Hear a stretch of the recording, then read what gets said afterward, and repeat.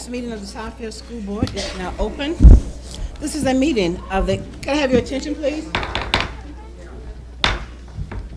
This is a meeting of the Southfield Board of Education in public for the purpose of conducting the school district's business and is not to be considered a public community meeting.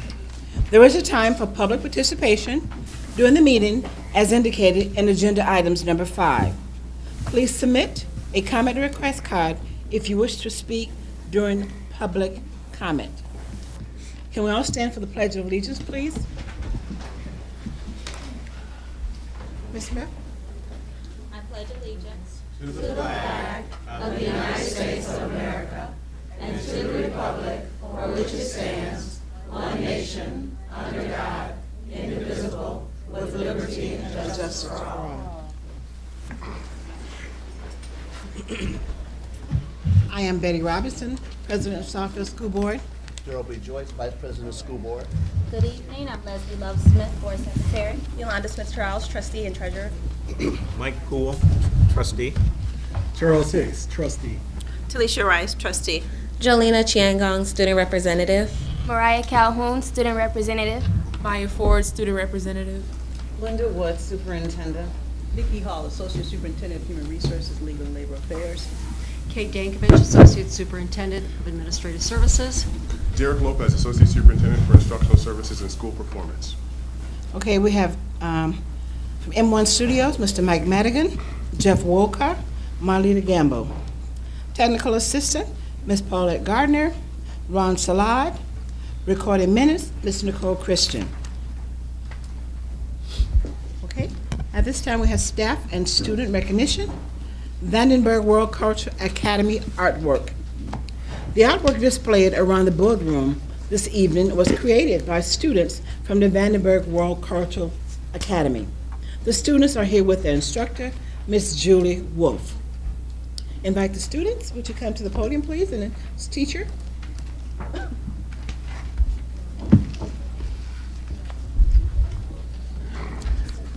Just a few, that's okay.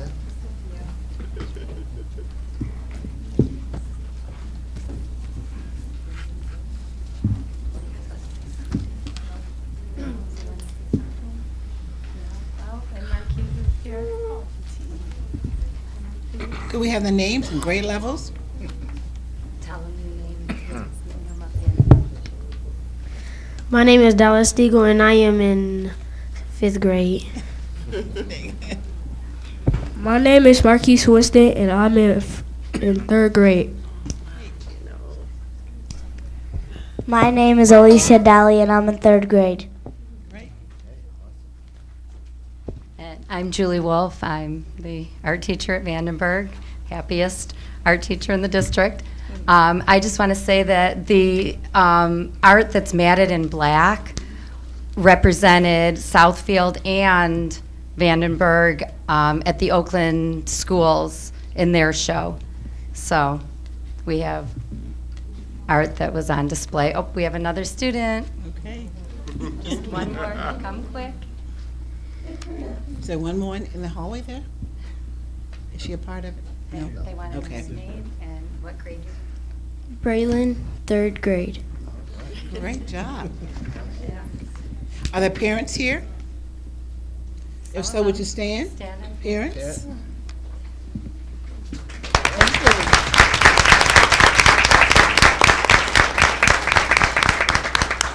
Great job, students. Keep up the good work. Yeah, they're great artists. Thank So you. nice at teaching them.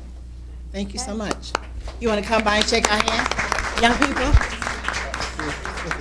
Ms. Wolf, Could you bring them by to shake our hands? All your art students. young man. Come back. Great job. Shake the board's hand. Great job. Good job. Good job. Great job. Congratulations. Hey, Mark. Congratulations. Congratulations. Keep up your work. Congratulations. Good job. Thanks. Sir, you're a fine artist. Congratulations. Thank you for coming to our meeting today. You certainly do. Congratulations, sir. Beautiful. Congratulations, young lady. Yes. Absolutely. Great job. Congratulations.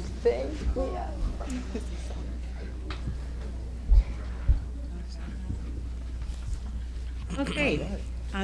Now, 2017 Men of Color National Summit at Clemson University.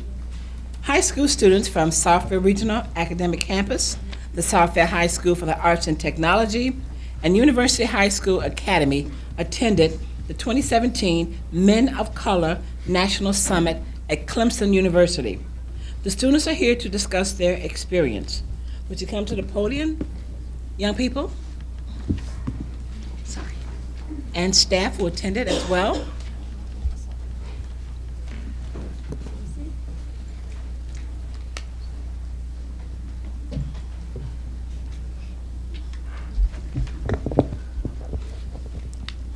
Sorry. Good evening, everyone. Good evening, board. Good evening. Good evening, Dr. Wood.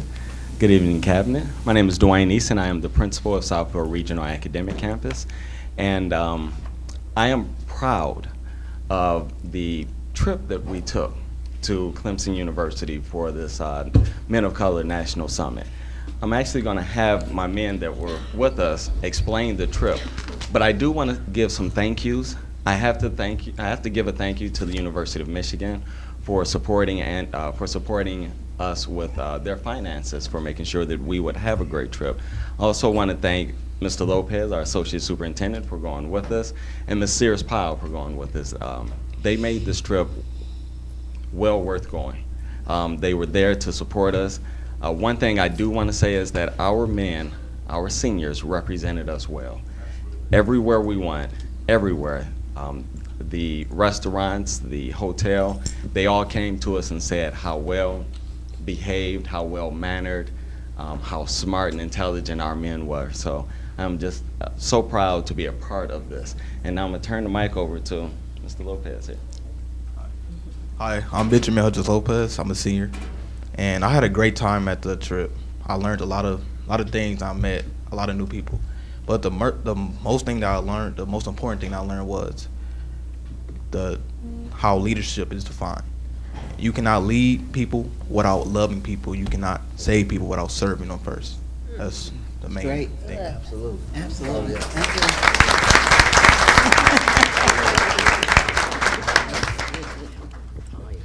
Hello, my name is Brandon Rucker. I'm a senior at University High School Academy.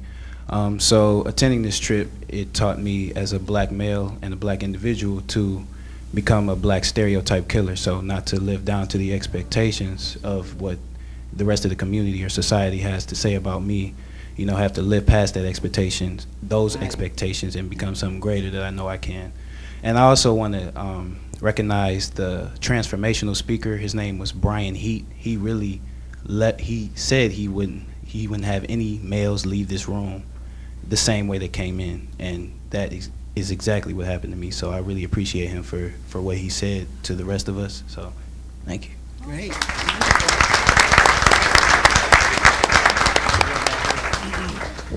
Good evening. My name is Justin Williams from Southfield A&T. The trip this year was really nice. I've been the past 3 years, and the speakers were really good too. My favorite was Brian Heat and John Quinones from What Would You Do?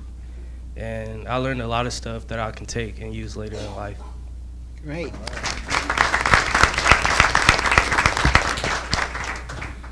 Good afternoon. My name is Kobe Long. I'm a senior at Southfield Regional Academic Campus. And the third time of me being on this trip, I think it was really the most important time, really. The most I took from this trip, and it still follows me to this day, is confidence is key in everything that you do. And when you stay in your own lane, there's no competition. And I use that every day. Now, ever since I've heard it on the trip, I've been using it every day, and ever since then, life has been great. So, I appreciate it. I'm Derek Lopez, and I was just honored to accompany these 25 young men and Mr. Sears Powell and Mr. Easton on the trip. We had an amazing time. One of the things that stuck with me was Desmond Howard. He said, "You are to be." Go green. You are to be the director of your own screenplay and the author of your own autobiography, and you should not let people define who you are. And so I just wanted to give accolades to Mr. Howard, to John Quinones, to Tavis Smiley, who came up with the quote about leading. These men inspired a country on Clemson University's campus, and so I'm just really humbled to have been a part of that. Mr. Lopez, any of the parents here tonight? You, okay, you're the only one? Okay, well, thanks, great.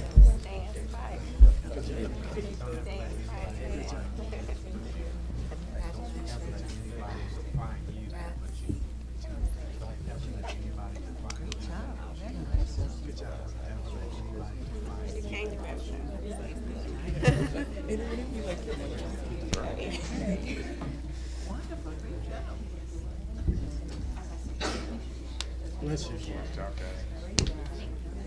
You look like you believe what you heard. You made it. Thank you. Thank you for taking these students. Great. Absolutely.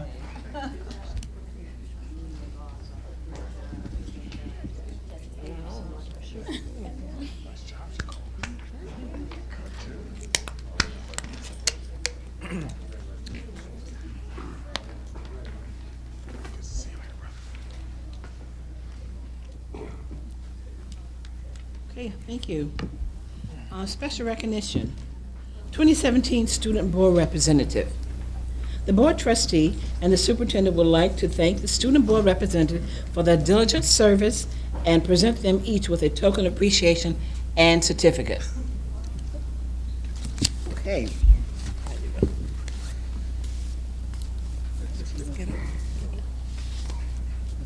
Maya Ford, would you, the name, as I call your name, would you come to the front, please? Matthew Vaughn, Mariah Calhoun, Jolena Changon.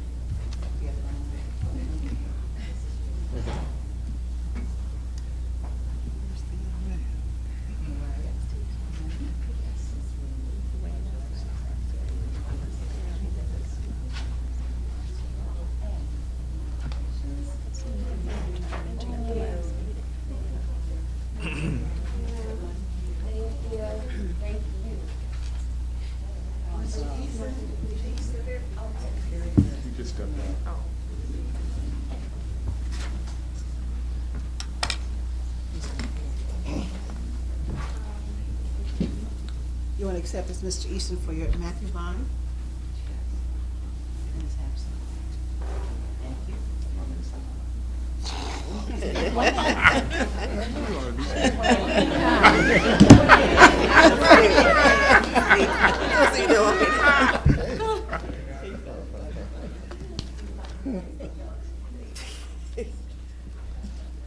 Thank you, young ladies. You've done an excellent job.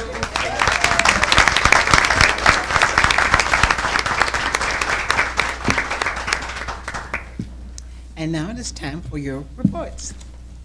Mariah and Maya Ford from Southfield A&T.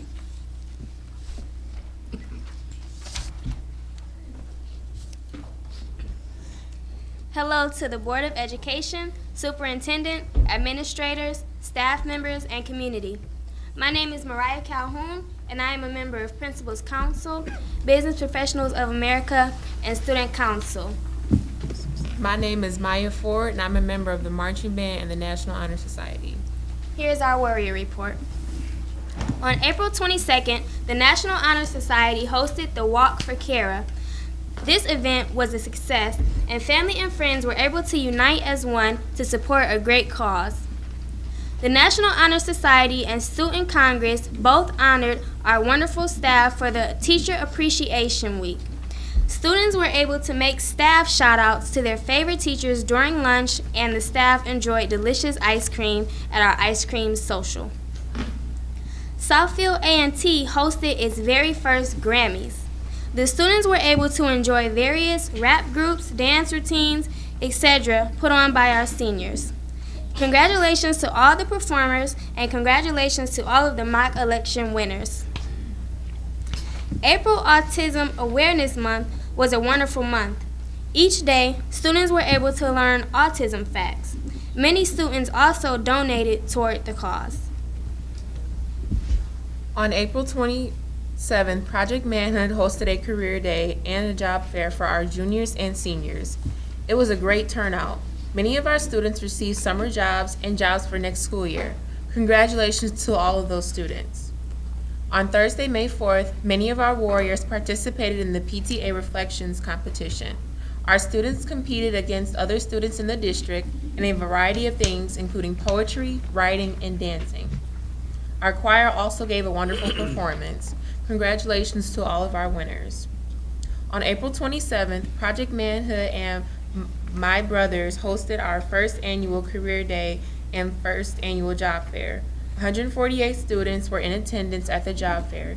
17% of the attendees have secured employment, and 19 of the attendees are currently scheduled for second interviews.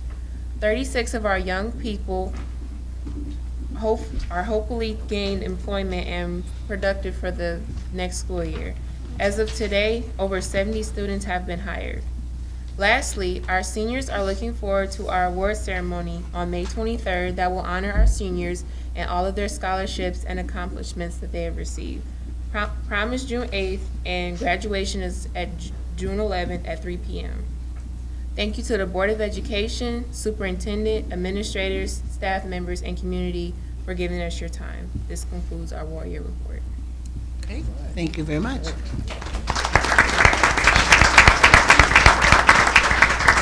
University High School, Ms. Jolena Chiangon. Good evening, everyone. So for my report, I wanted to start out with some accolades at our school. Of recent, our students, 4 of them have mid-name finalists in the 2017 Wolverine Bar Oral Advocacy Competition. The students' names are Morgan Albert, Mania Williams, William Spraggins, and Peyton Wells. And they have taken 4 out of 6 or 7 finalist positions, which is absolutely amazing to have them from our school. And then also recent, I competed in the Optimist Oratorical Competition in the Area 4 region. I competed against 25 other students and took first place in the top girls category.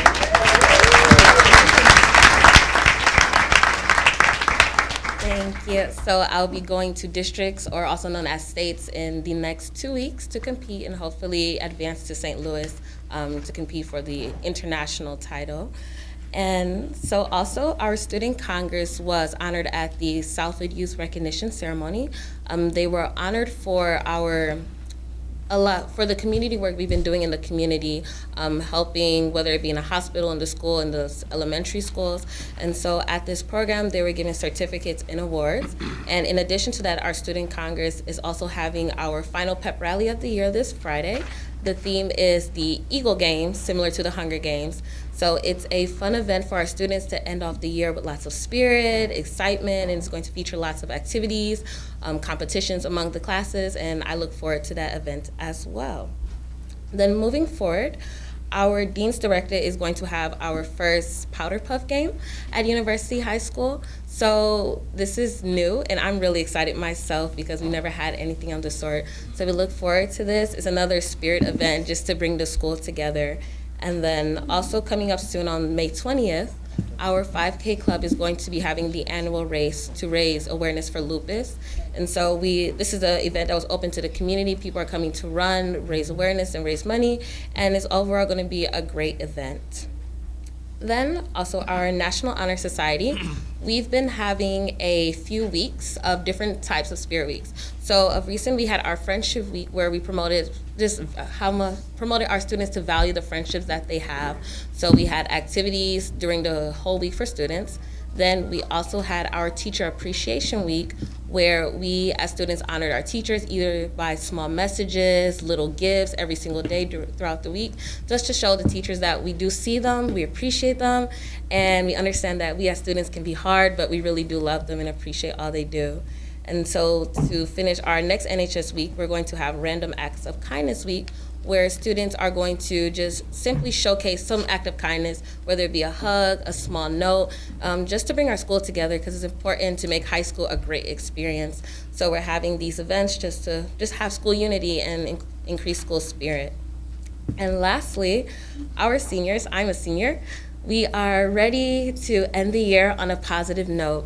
So with that, we are having our senior recognition dinner on May 24th at 6 p.m., where students are going to be acknowledged for their achievements throughout high school, as well as just pretty much getting their National Honor Society stoles and any other accolades that they have achieved. And then also we'll be having our Passing of the Mace event on June 1st, where seniors will be passing their responsibility to the class of 2018. And so it's a symbol not just of passing a mace, but more of passing responsibility, jobs, and just passing the new light to a new class to lead our school. So this will be the last event where us as seniors are pretty much leaving our school and leaving our legacy. And before I end my report, I just wanted to express my thanks to the Board of Education for allowing me to serve. It's been a truly amazing experience. It's been essential to my growth as a student, and I just wanted to express how thankful I am to have this position. And so with that, I would like to conclude my Eagle report. Thank you.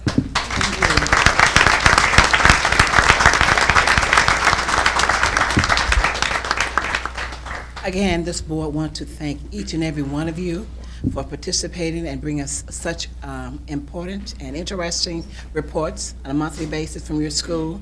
And we hope this exposure has benefited you in speaking in public, and we hope that you take this experience wherever you go. And we appreciate each and every one of you. And also encourage your fellow students to apply for this position. Thank you again. Thank you. And you can leave now if you like. Oh, okay. So we should go. Thank you. Thank you. You are so welcome. Thank you. Okay. We want to divert for a few minutes from our schedule, and Ms. Malik McNeish from Levy has student recognition she'd like to present.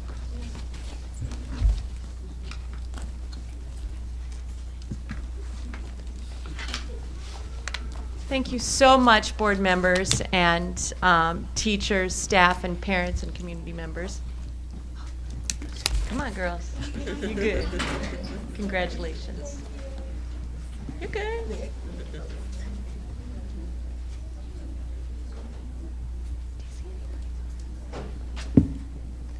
My name is Molly McNeice. I'm the art teacher at Levy Middle School, and I'm so glad you could squeeze us in tonight to recognize many of our Levy students. The first I'd like to recognize is my student, Kiana, and I'll have her introduce herself in a second. She and Sergio Barnett won an honorable mention in the Oakland County Holocaust Museum art competition. And Levy also won multiple honorable mentions for the essay part of the competition under the leadership of teacher Mike Giles. And so Kiana's here. Hi, my name is Kiana, and I'm in the 8th grade at Levy Middle School. Thank you. And Kiana drew a beautiful portrait of Anne Frank using the quote that was incorporated into the competition. The other thing I'd like to honor our students are Patrick Carter and Jaden Ayala, who received 2nd and 3rd place respectively in the State of Michigan Arson Awareness Poster Competition. And they were given their awards today at a luncheon at the Livonia Marriott, where Patrick received $150 for his artwork and Jaden $100. So I'm very, very proud of our students and about the hard work that they're doing at Levy. Thank you. Great. And we'd also really love to tell you thank you for supporting the arts in Southfield, especially the fine arts and our music programs. We have such a strong program because of the belief in our community and our superintendent and with our Board of Education. So thank you so much. And thank you, Ms. Manise, for a great job. Young lady, are your parents here tonight? Have them stand. Your grandmother? All right.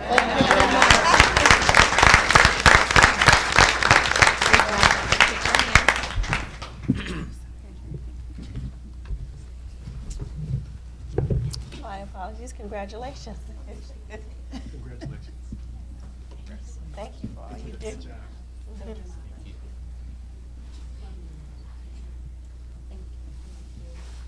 Great job. Thank you so much. Thank you. You're always awesome. Thank you. Hey.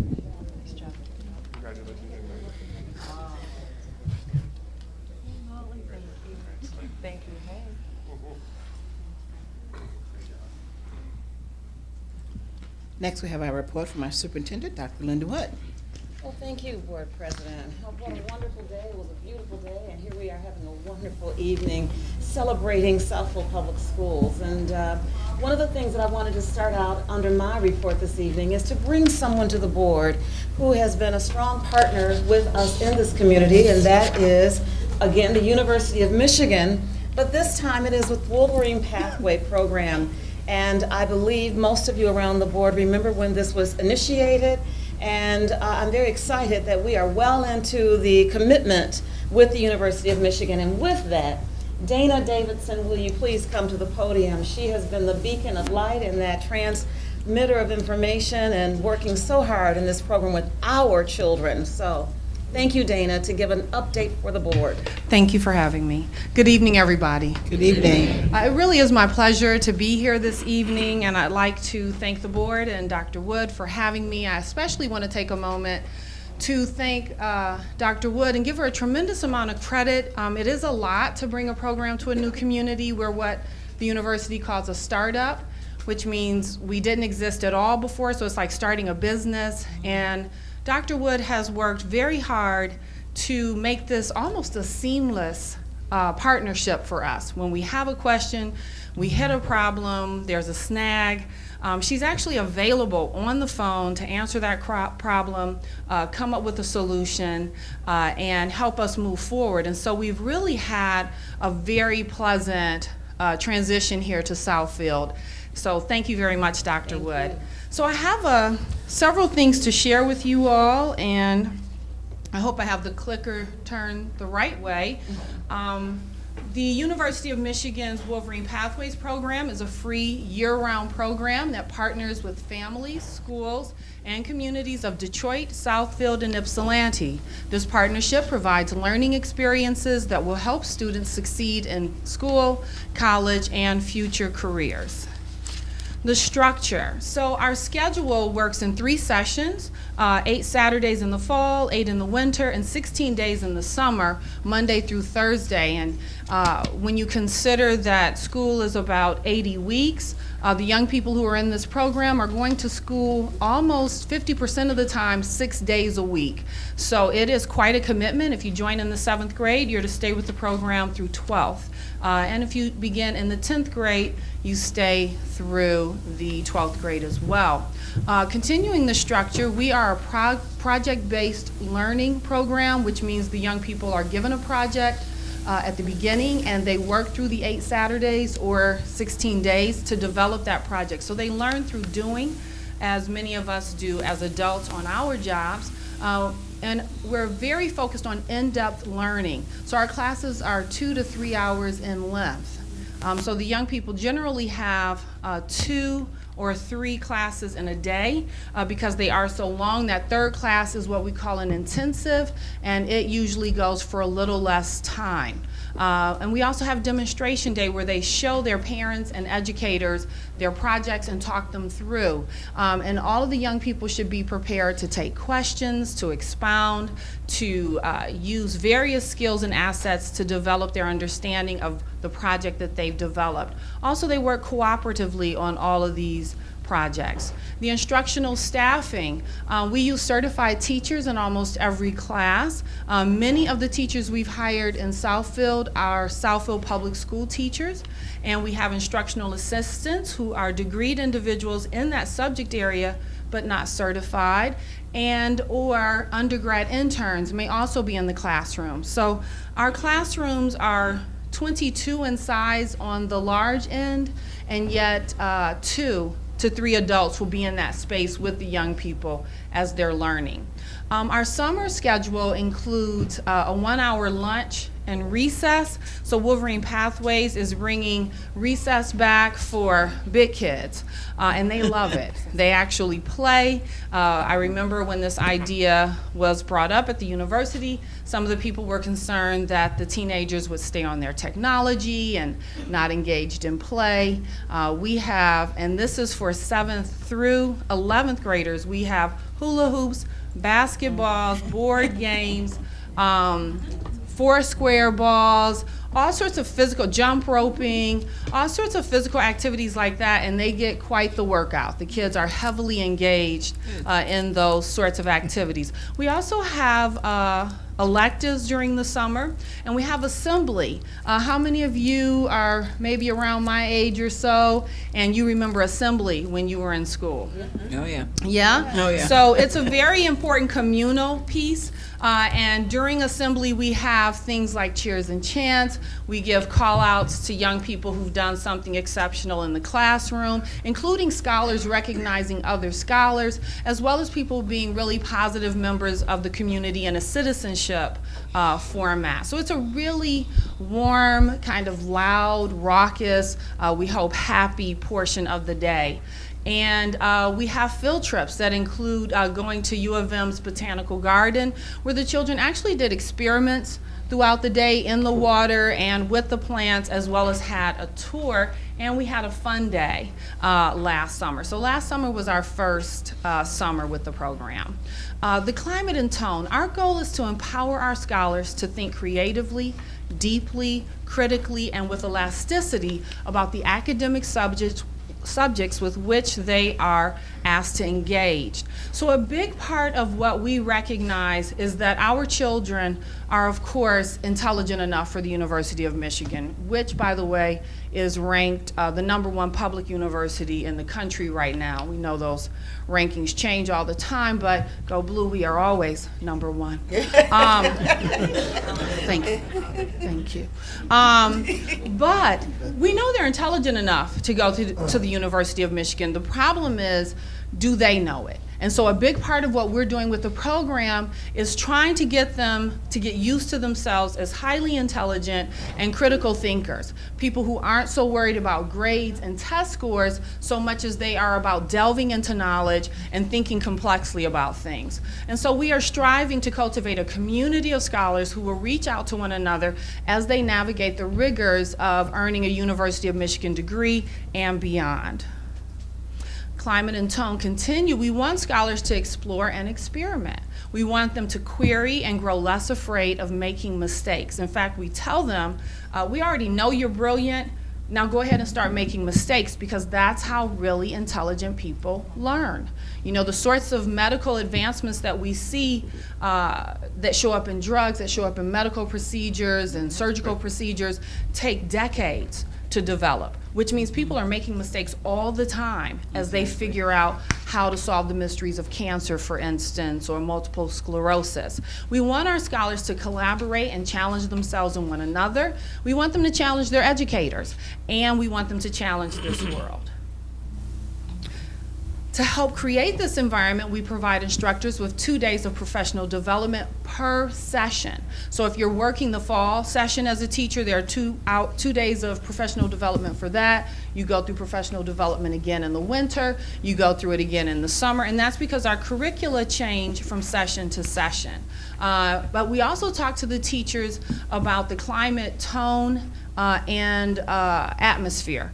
Teachers are guided to encourage inquiry and in-depth exploration of ideas. So it's not about moving quickly through any curriculum, it's about developing deep thinking. We have a low scholar to instructor ratio. Class sizes are 22, and we have 2 or more adults in the room, and no grades in the program. They are assessed, but we use a broader, more holistic assessment, and that is not the basis so much of your staying in the program. It's really how well teachers see that you're using creative thinking, in-depth thinking, cooperating with others, and excellent citizenship. And we give constructive feedback really rather quickly. Undergrad interns also serve as near peer mentors. Campus connections. We've been to the Matai Botanical Gardens on campus. They've been to a U of M basketball game if they hit the 90% attendance requirement. We had a juniors super Saturday where we had 2 guest speakers. They got a gift book, great meal. One of the students was given a tailored suit from the guest speaker through a raffle piece. We talked to them about the upcoming SAT and how to finish junior year strong. We also had a theater night where the University of Michigan's School of Music, Dance, and Theater hosted the young people up on campus to talk about that as a career option and study option, and talk to them about how to apply to that program. And we had a STEM Society Day. All of these were small days. So children who were particularly interested in theater came to that one. It wasn't all of the students that we have. What are the numbers in Southfield? Well, we're located right now at Bernie K through 8. Principal Hill is here. He is a marvelous host to us. Thank you so much. And this summer we are going to be moving to the Southfield Regional Academic Campus because it has air conditioning. And we're very, very excited about that. Quick humorous note, on that fun day we had, it was demonstration day. Parents are required to come to that, so our numbers swelled from about 250 young people. No, that's when we just had 2 cohorts. So about 180 young people, plus all of their parents. Many of them 2 parents or siblings came. We were huge in numbers. It was the end of July. It was very, very hot. And I chose to squeeze in the second half of the academic day as fun day. And the parents were coming a little closer to the evening. 1/3 of the day academics preparing to demonstrate, 1/3 fun day. We had a catered grill out happen with the grill stoves going and whatnot, and then 1/3 presentation. We were quite stinky. we were quite stinky. But the parents, God bless them, right? Stayed positive, kept smiling. So yeah, we're moving to air conditioning this summer. We're excited. Now our numbers are 247 scholars. We have 50 7th graders, 77 8th graders. The retention rate is covered up by that fantastic picture of us at the Matai Botanical Garden, but we've retained 96% of our scholars from the first year. I cut off my other numbers for 10th and 11th grade, but the 8th grade is our biggest class. So our juniors are around 62, and our 10th graders are 55 in number. Our food has been very popular. So we do Potbelly's, Chipotle, Bucharest from Detroit, Jet's Pizza, Subway, Southfield's New York Baking Company, and these things include all the fresh items that you see listed there. No kiwi though, there's kiwi in the picture, I don't want to mislead you. All right, parent work groups are a huge part of our program. Almost every parent who's a part of the program has joined one of the committees that you see here. I'll start with the ones at the bottom: carpooling, personal growth, fighting against homelessness, health and wellness, etiquette, scholarships, etc. The burgundy ones listed above have actually presented this year or have functions. So the career readiness parents actually put on a career fair day for our young people that included, I'm going to miss it here, but it included workshops on worksite etiquette, interview etiquette, and then they did mock interviews with the juniors. Because, as you can see from this slide, we are going to sponsor a lot of the young people in internships this year. So we've hired a campus and community liaison person who reaches out to the Southfield community, Detroit community, and Ann Arbor community to find jobs for our Southfield scholars. These internships will be paid. If the employer cannot pay them, we will give the young people stipends from the University of Michigan. We're providing transportation if their internship is in Ann Arbor, but we're also working with them to find shadow days if they didn't get an internship, research internships where they're working in labs at the University of Michigan, and other scholars have found opportunities outside of the program for enrichment. Here's some of the curricula we've had really quickly. And finally, a black screen. I'm all done.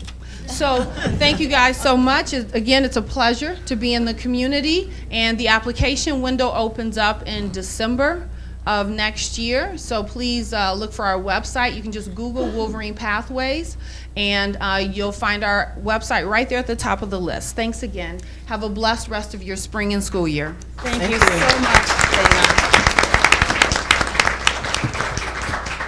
I have to also say that she's done a tremendous job planning and implementing. But the real carrot for our children is not, it is the learning. It is the tremendous learning and the tremendous opportunities that complements and supplements what they get every day here in Southfield. But the other reason why I want to make sure that I'm doing all that I can is because every successful graduate of this program that is enrolled in the University of Michigan, Ann Arbor, will receive a 4-year full tuition scholarship. I can't believe I forgot. Wonderful. Yeah. Awesome. Thank you. Thank you so much. That was burying the lead. Okay, why don't we just Yes, move sure. on? Yeah, move on. Okay. One of the things every year at this time of the year, and it's been a wonderful day. I guess I keep saying that because it's been blue skies and just really nice. But every year, National Teacher Appreciation Week gives me a chance to reflect on how much I value and respect the teachers working here in Southfield Public Schools. We work hard to ensure that our district is full of heartful passion and a love for learning, and who is better at communicating that love, no better than our teachers. After being in the classroom myself, I know it's not easy work. It's not a field we enter because we're looking to become millionaires.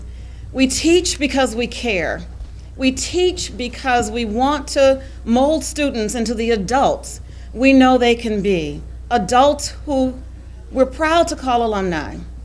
Teaching is about shaping the future. It's about creating a backbone strong enough to carry the weight of our great country. It's a lot of the pressure, but as always, our Southfield Public School teachers handle it with grace and a consistently positive attitude. And I say that so much because as I look at our children every time they come to the podium for staff and student recognition, our student board reps, I'm so proud of them. And when I say carry the weight of the world, I see that.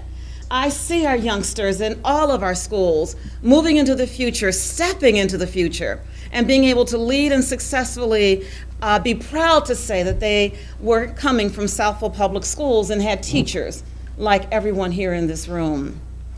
As I've said before, it's you who make the district great, your commitment and dedication to creating the best learning space possible for our children. Earlier this year, my dear Anika was new here, and as I often do, I sit and envision and I start to think about what I'd like to see. And one of the things I asked of her was to create something where we ask the question to our teachers, why do I teach? Why do I do this work? Why do I step into the classroom and impart every day? And why do I share my heart and not receive the millions of dollars that I so deserve to do the work that I do every day? That video has been created. It is to be shared today with all of our teachers, commemorating and celebrating and just saying, I thank you and I value. So Anika, Ron.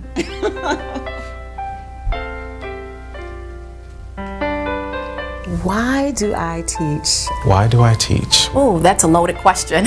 Why I teach? Oh my goodness, there are multiple reasons as to why I enjoy teaching. I teach because I love children. I think young people have a lot of potential. I teach because I love to learn. I teach because I want to be a positive force in my students' lives. I teach for the relationships that grow out of this thing that we call school. I teach because I gain true fulfillment and inspiring young students. I wanted to be the teacher that I needed when I was coming up. The opportunity to impact a child's life in a meaningful and powerful way ignites my passion and energy for teaching. A lot of people in my family actually went into teaching. My own parents were educators. I come from a family of teachers. My aunt, my grandmother, my mother, my sister is a teacher.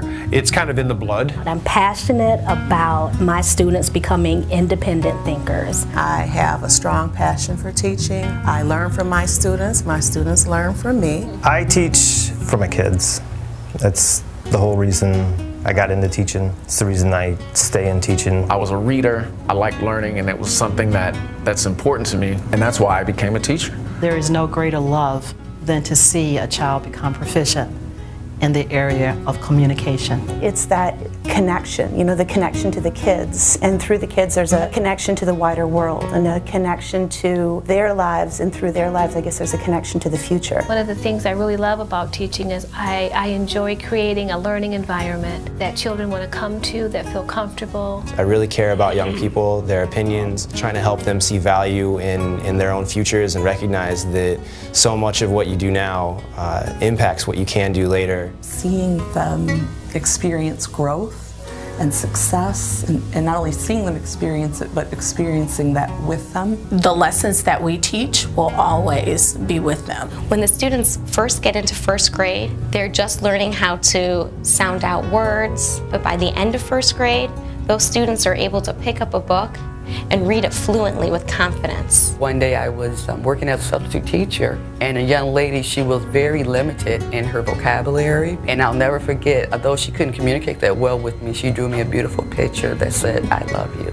After that, I was hooked. After having worked in several other occupations, I got a part-time job tutoring students at Pasadena High School and really felt like I was making a difference. I teach to inspire and to make a difference. I've always wanted to make a difference in the lives of other people, especially little people. I want to make a difference in the world by equipping students with some essential tools that will enable them to fully maximize their talents, their imagination, their skills, their character. One of my favorite things about teaching is those interpersonal relationships and like lasting relationships that you have with the students and trying to foster their kind of love of learning, maybe for the first time. My job as a teacher is to lead my students to make certain discoveries. I love those aha moments when students get a concept and they can apply it. I love the aha moments when students realize that math is logical and it makes sense. When you have those kids right on the edge, you know, and they don't quite understand it yet, but then they do, and their eyes light up, and you can just see that it changes something in them. And I teach because it's always forcing me to reevaluate and reflect on what I do, not only in the classroom, but in my own life. I enjoy teaching because it gives me an opportunity to inspire students every day. Every day is a new day. We're nurses and we're behavioralists and we're disciplinarians and we're friends. The relationships that I have been able to build are literally lifelong. So there are many students that I still see today. I've attended weddings, I've been to births of children, I've been to graduations. You spend so much time in the classroom, it's really a home away from home. I worry about them when they're here, I worry about them when they're not here. Kids are my inspiration. What I hope to do as a teacher is to give them a passion for learning because I believe that their possibilities will be limitless. It's a privilege to get an opportunity to potentially change the world one student at a time. If I can convey knowledge to young students in a way that makes sense to them, in a way that they can use it in their own lives, then I've done my job. I've been doing this for 27 years this is, and I still believe this is the best job in the world. I can honestly say that I love my job. I love teaching. I love coming to work every day. I couldn't imagine doing anything else. So that's why I love teaching. Those are the reasons why I teach. So that's why I teach. That is why I teach.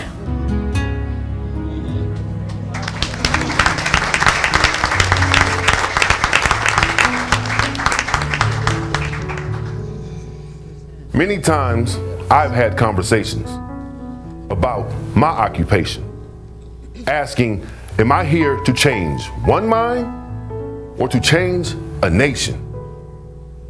I answer, my nation is anyone who walks in my path, daring to stand in the shadow I cast. My nation leads students with intelligence, character, triumph, and pride, because someone took the time to connect and guide. He is why. She is why. They're why I teach. I teach for those that ignored me, that didn't believe I had anything inside of me. Because in every child, there's something that needs to be reached, something they protect so deep. I offer a safe haven so they can be free. I teach for every eye that stare with anticipation, daring me to challenge them, to hold them to expectations, to keep them grounded with rules and regulations while they learn the importance of discipline and dedication, which leads to academic gratification. He is why. She is why. They're why I teach. Each mind that crosses my path, know I work on their behalf, pushing for excellence in every task. I want them to have a fighting chance in each step they tread. I don't teach for me. I teach for generations ahead. I teach because I believe in the artistry of building a mind while touching a soul. He is why. She is why. They're why I teach.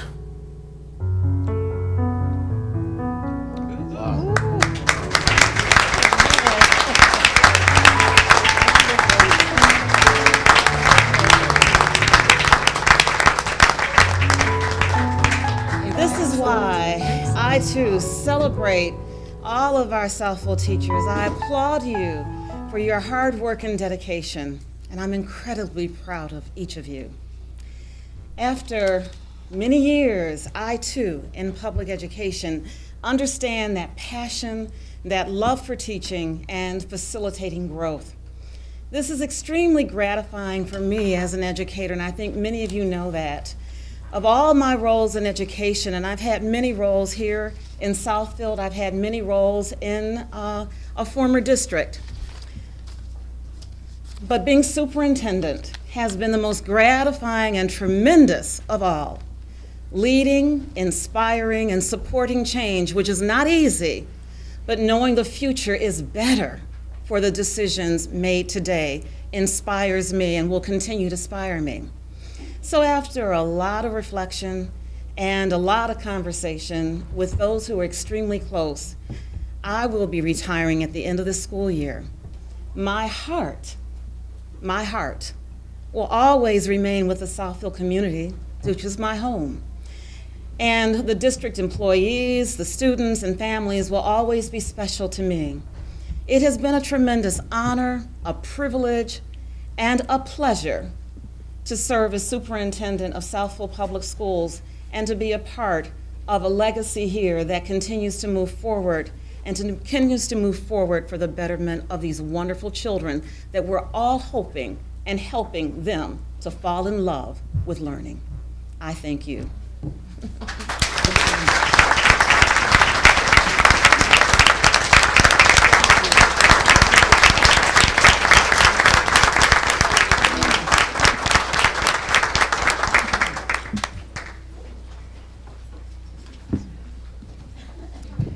In light of the superintendent's announcement, the Board of Education wishes to express its appreciation to Dr. Wood for her hard work, dedication, and service on behalf of Southfield Public Schools, students, and families.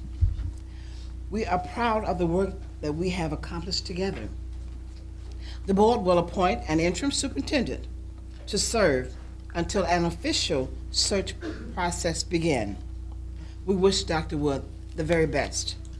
Thank you so much.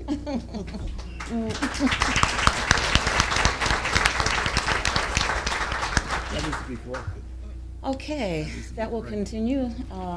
Ms. Hall. Good evening, board members. The personnel action report is contained within the consent agenda tonight for your review and approval.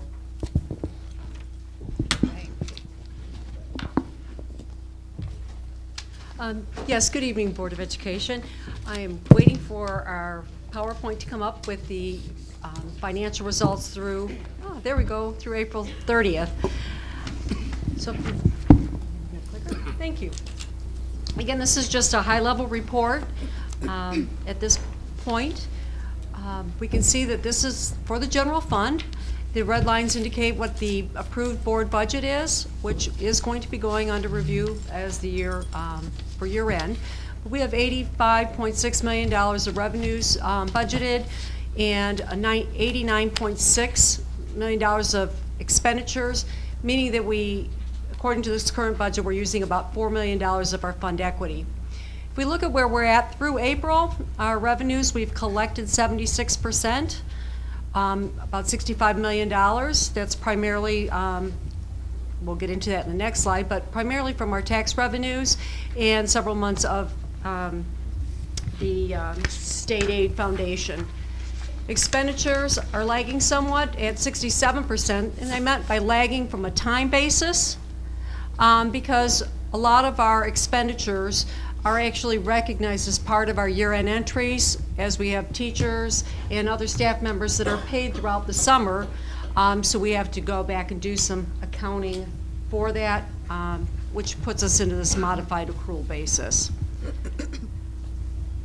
But at this particular point, from a cash flow perspective, we can see that we have collected more money than we've spent, which takes us a while to get to that point in the year. If we look at the revenues, again, it's an $85.7 million budget. We've got a breakdown here of what's coming in from our local sources, which are primarily our property taxes. We've got 86% of that should actually say received, I'm sorry. State revenues, those are coming in from the state aid. Note, we've received 7 out of the 11 payments, or 63.6%, which is what that is reflecting. Oakland Schools pays us for, based on the taxes that they collect, both for special education, and those show up on your tax bills, as well as vocational education. A lot of that payment is received towards the end of the year, as well as our Medicaid reimbursement funds. And then the other revenues associated with this are primarily year-end adjustments or things that had not fully been anticipated. For example, this year we received an insurance rebate because we are self-funded from our workers' compensation pool. So we received a one-time reward for that. Are there any questions on the revenues before I move on to expenditures? The Medicaid reimbursement, what time, you said the end of the year? Is that like December, literally? Actually, at the end of the year, June, we will receive it. Okay. And there is a lag on that because there's a number of different phases that have to go through. We have to report on a quarterly basis the types of services or claims that we make. But then we actually do a reporting of those costs at the end of this year, and then that is reconciled, and then we don't see this money again for about another year by the time the claims are all processed. From the expenditure side, we can see we have expended $60 million, or 67% of the budget. And this just shows the breakdown of what things go directly into our classrooms as direct student instruction. Support services are all those things that support the education program. such as social workers, speech therapists, transportation, central office administration, support services within operations and maintenance. All the things that help provide that network or safety net to handle the instruction aspect. Athletics is here as well.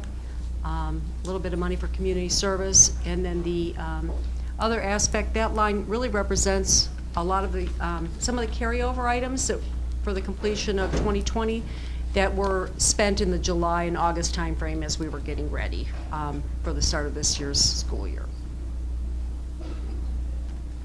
And that concludes my overview on that for this evening, unless there are any questions. Okay.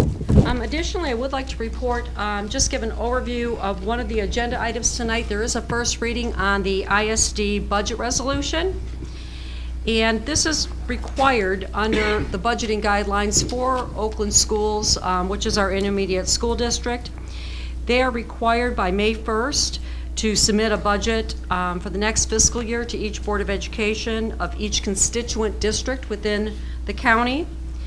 And then by June 1st, each Board of Education must submit a board resolution either in support of that budget or in non-support. If there is a disagreement, if there needs to be a written explanation as to why our Board of Education would not support that. I just want to indicate that through that budget, there are two areas that directly impact our district. One is the distribution of the special ed funds from PA 18 or Public Act 18. They're projected to be giving us $7.4 million in their budget for fiscal year 18, which is just a tad more than what we're receiving this year. And additionally, about $78,000 for the career-focused education. Both myself have, through the school business officials, have seen an overview of the budget, as well as Treasurer Charles. She attended a meeting at Oakland Schools. Okay, thank you. That concludes my report for tonight. Good evening, board members. This evening there are several reports under the auspices of curriculum and instruction. I'm going to start with George Chapp, who's going to give us a brief introduction, a brief report on Project Lead the Way, a new initiative at our high school. Good evening to board members and to the community. I apologize, I'm a little bit under the weather this evening. I'm going to go ahead and give a brief presentation and follow up to the board study session presentation from last week regarding Project Lead the Way and its implementation at Southfield A&T in the areas of engineering and biomedical pathways. But just to give a little introduction to the community as to what Project Lead the Way is. This will work.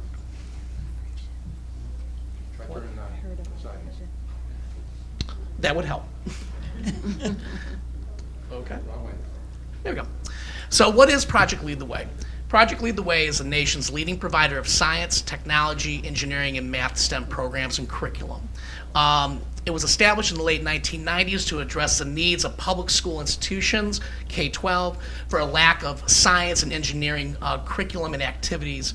And so that's the essence of how Project Lead the Way was created. It's a nationwide consortium of school districts and state organizations.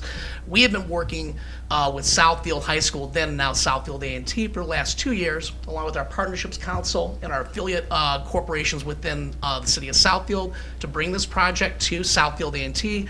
And we're very happy to announce that beginning the 2017-2018 school year, we will implement phase 1 of Project Lead the Way for the engineering strand at Southfield A&T. Now, I just want to bring your attention to this slide, which has been used in other presentations, but it just gives you kind of an idea nationwide where students stand in terms of their interest in science and how that translates into students going into STEM or STEAM careers coming out of post-high school. And so you start with students in kindergarten, average 24 students in a grade. Excited, full of wonder, full of imagination, open to opportunity. But by the time we get to 4th grade, we've lost nearly 1/3 of those students who say that they've lost an interest in science. And by the time you get to 8th grade, we now have over 50% of students that say that science is irrelevant to their education or future plans. So the result of that is, by the time we have students that finish high school, only a third of them, or less than a third of them, are actually qualified to attend a 4-year college program in STEM area disciplines. That's a problem. And so what we're proposing is to enhance our programming that already exists in the district within the engineering academies and our medical and natural science academy. Beginning the 2017-18 school year, we will implement the engineering strand of Project Lead the Way with our existing engineering program. It'll utilize the STEM Council or Advisory, which will really be driving the implementation of this in conjunction with our curriculum department, as well as with central office and the school leadership. Beginning in 2018-2019, we will implement the biomedical strand for our Natural and Medical Sciences Academy. This is going to be something that will be evolving as we plan during this upcoming school year, as we have articulated preliminary agreements with Lawrence Technological University, with St. John Health System Ascension, and others to be able to provide students with real-world experiences and expertise from those that are in the medical and biosciences field. In terms of a long-term pathway for Project Lead the Way, the ultimate goal is to have a K-12 continuum of experiences.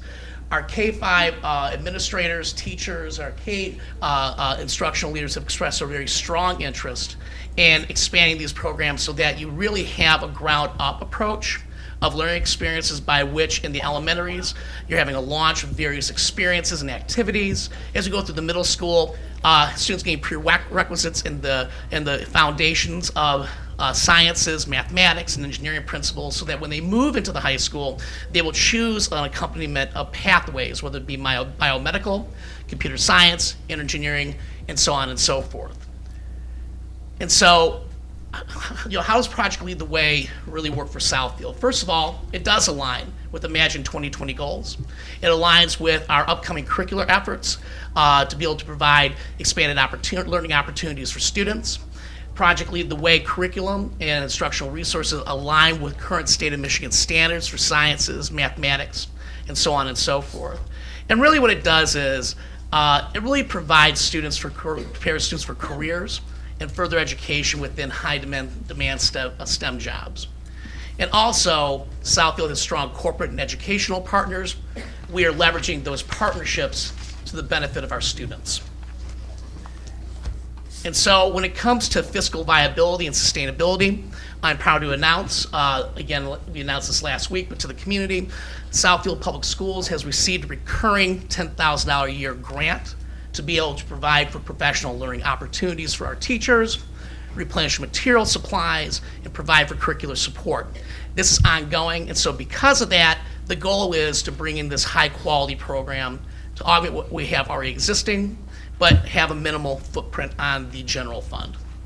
The Southfield Advisory will continue to serve as a primary entity for recruitment of additional partners, capital, and equipment to support program expansion, with the ultimate goal that students will graduate from the Project Lead the Way program in our career academies in the medical and natural sciences and engineering with either a workforce credential, digital badging that is recognized by higher education institutions, or will be able to move directly into the workforce in apprenticeship or entry-level employment capacity. That's really the ultimate goal of bringing this program to Southfield. And the last slide is just some of the partners that are involved nationwide, but also locally, that will be supporting us as we implement this effort. And with that, are there any questions? Okay, thank you. Thank you. Thank you.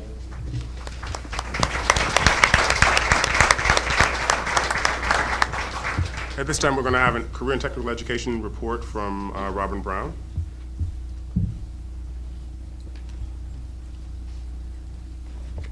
Good evening to our board, cabinet, and to the community. I'm providing an overview of our career academies at Southfield High School for the Arts and Technology.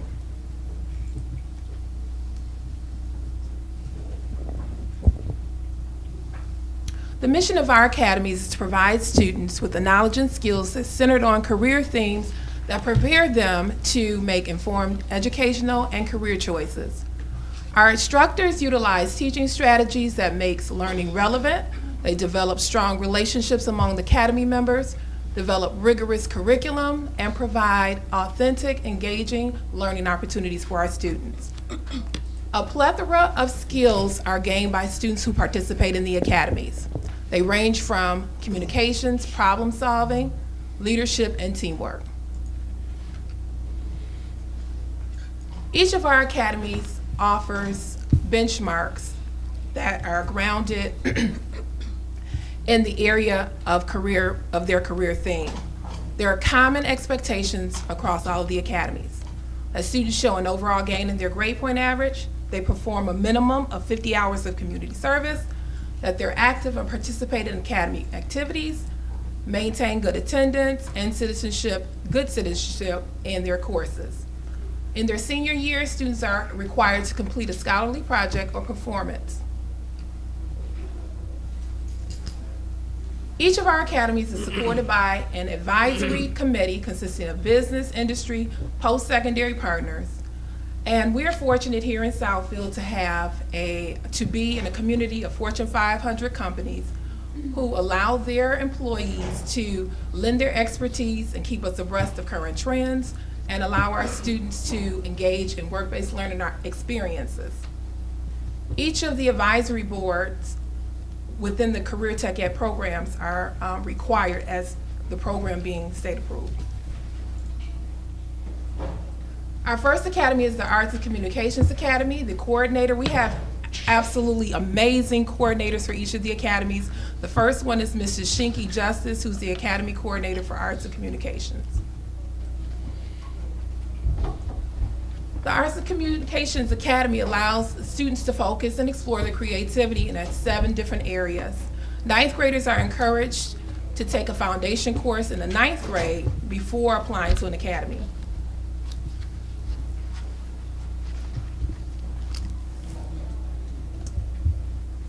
Here are lists of the courses that are offered in the different strands ranging from art, dance, drama, instrumental music, radio, TV, and vocal music.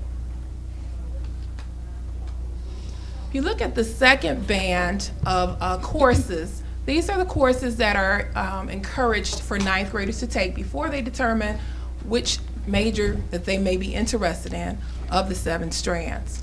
So you have design and media, dance. Students may elect to be a part of one major and they may decide to select another course of study. So there's a variety of different courses students can take in the Arts and Communications Academy. This year, the radio and television program, now under one roof, is state funded, meaning that because it's state approved, we have a vocational instructor. The state of Michigan provides funding to support all the additional costs that are associated with running career and technical education programs. So here's a list of the partners and the advisory boards we developed this year, which was designed separately from the original advisory board that we had for arts and communications. Due to a grant that was sponsored by the city of Southfield, we were able to upgrade the studio. If you look at the top photo, you see students at an editing station, and in the lower photo, you see a producer working with students on a script. But some of the upgrades include lighting, software, editing, equipment, computers, and cameras. The Engineering and Manufacturing Sciences Academy, the coordinator is Mr. Minnick. Students have an opportunity to explore architecture, drafting, STEM-related experiences, field trips, presentations, and mentoring. Here are some of the courses that are offered from electronics and robotics, advanced engineering technology, and Mr. Chapter shared about the Project Lead the Way program beginning in fall. Here are some of the courses that are offered at different grade levels. The 9th graders are encouraged to participate in the academy by partaking in the FIRST Robotics program as well as the Innovative Vehicle Design program. And then students can matriculate from 10th through 12th grade in engineering courses. Here are some of the students employing real-world problems where teamwork and problem solving are emphasized. teamwork being exhibited, problem solving. And here's some of the academy activities that students participate in, first robotics as well as Square One. Here's a photo of a mentor working with one of our students to build a mobile robot.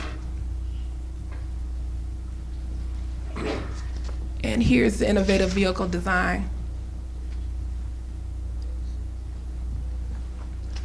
Here are a host of tasks that students participate in while in the Engineering Academy, ranging from computer programming, blueprint reading, DC wiring and electronics, and so on. Here's the Business Academy, Information and Technology Academy. Mrs. McBrien is the Academy Coordinator. Students have the opportunity to explore business management, entrepreneurship, desktop applications, culinary arts. Here are the different pathways. There's 5 of them. Here are the courses that students can take in the Business Academy. We encourage 9th graders to participate to take a course which is Business Management and Technology, and then determine which strand or major they're interested in, ranging from marketing, management, culinary, finance, accounting, and we're expanding the information technology strand in the fall. Students also participate in co-curricular activities such as Business Professionals of America, DECA, and the National Business Honor Society. There's an emphasis of entrepreneurship in the majority of the strands. Marketing, students have an opportunity to run a school store. In management, students have an opportunity to run a desktop publishing business. There's the Warrior Cafe, and students can earn a certification in ServSave as well as the food handler's card. There's the finance strand. And last year we expanded began the IT strand of the Business Academy by offering desktop applications where students can earn Microsoft certification. And there's at least 5 certifications that are funded through the Michigan Department of Education that students can earn. So students can work at their own pace in the course, where 5 certifications are offered each year, and students can progress at their own pace or work with the instructor, work at the instructor's pace. So this school year, we expanded with a few courses, additional sections, I should say, and students have earned, out of 40 students, we've had 20 to earn their Microsoft Word certification, and soon students will be taking the Excel certification exam in a few weeks. I'm excited to announce that we're expanding the IT strand to include the Cisco networking program.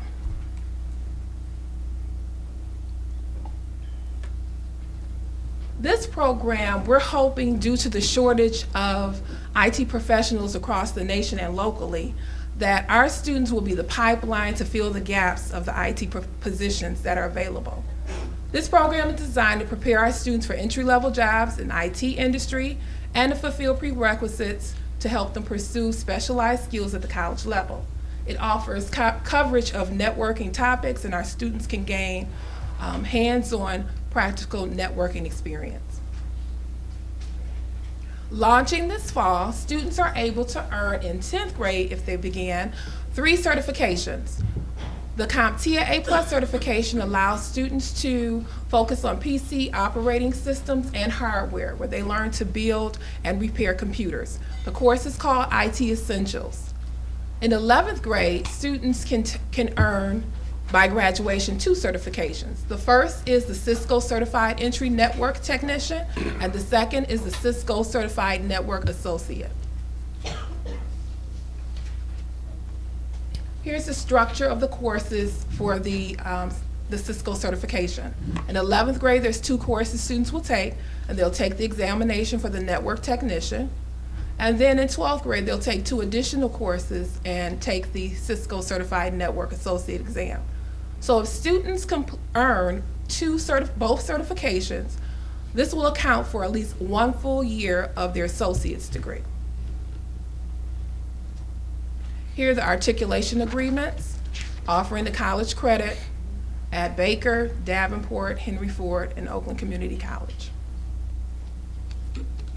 Here are some potential careers that students may obtain as a result of the certifications they've earned. So if they've earned the A+ certification, they can begin as technical support specialists. The Cisco certifications, the two earnings, will prepare them for a network engineering or network administrative position. The Medical and Natural Sciences Academy, the coordinator is Mrs. Maxwell. Students have an opportunity to explore careers in medical and science fields and gain, which includes intensive study of science-related courses. We have partnerships with a number of colleges and universities, as you see listed here, as well as Beaumont Hospital. Here are some of the courses offered in the academy, ranging from the core science classes as well as some of the advanced courses in IB and AP. We're hoping to offer, within the next 2 years, microbiology, organic chemistry. A medical practicum is offered to our students through the Oakland Schools Technical Campus. Our Oakland Schools Technical Campus is our vocational center, which is located in Royal Oak. Transportation is provided. It's an extension of our high school's program offering specialized programming. And here's a list of the offerings. And most of our students are taking courses at the Technical Center in Marketing and Information Technology and the Health Sciences. Students can apply in their sophomore year and then participate 1 or 2 years. 25% of our population at Oakland Schools consists of our high school students. There are over 5 strands that students can participate in as part of the Health Sciences program at the Technical Center, ranging from pharmacy, dentistry, physical therapy, optical, and certified nursing assistant. Students may elect to participate 1 year in one of the programs if they find interest, or if they don't decide that they want to continue with a particular strand, they may opt to select another strand. In order for students to sit for an examination in pharmacy and nursing, students have to participate for 2 years. Here's just a summary of some of the academy programs that have been offered and activities. So for the Arts and Communication, students have participated in art and broadcasting workshops. All of the academies have participated in post-secondary visits. You have medical, natural sciences. You have the health careers job fair. With engineering, we've had the first robotics competitions, participation with partners such as Lear, Denso, Consumer Energy, and the Global Business and Information Technology program has had or offered opportunities for students to participate in the career fair and job shadowing opportunities with the Westin Hotel, Microsoft, etc.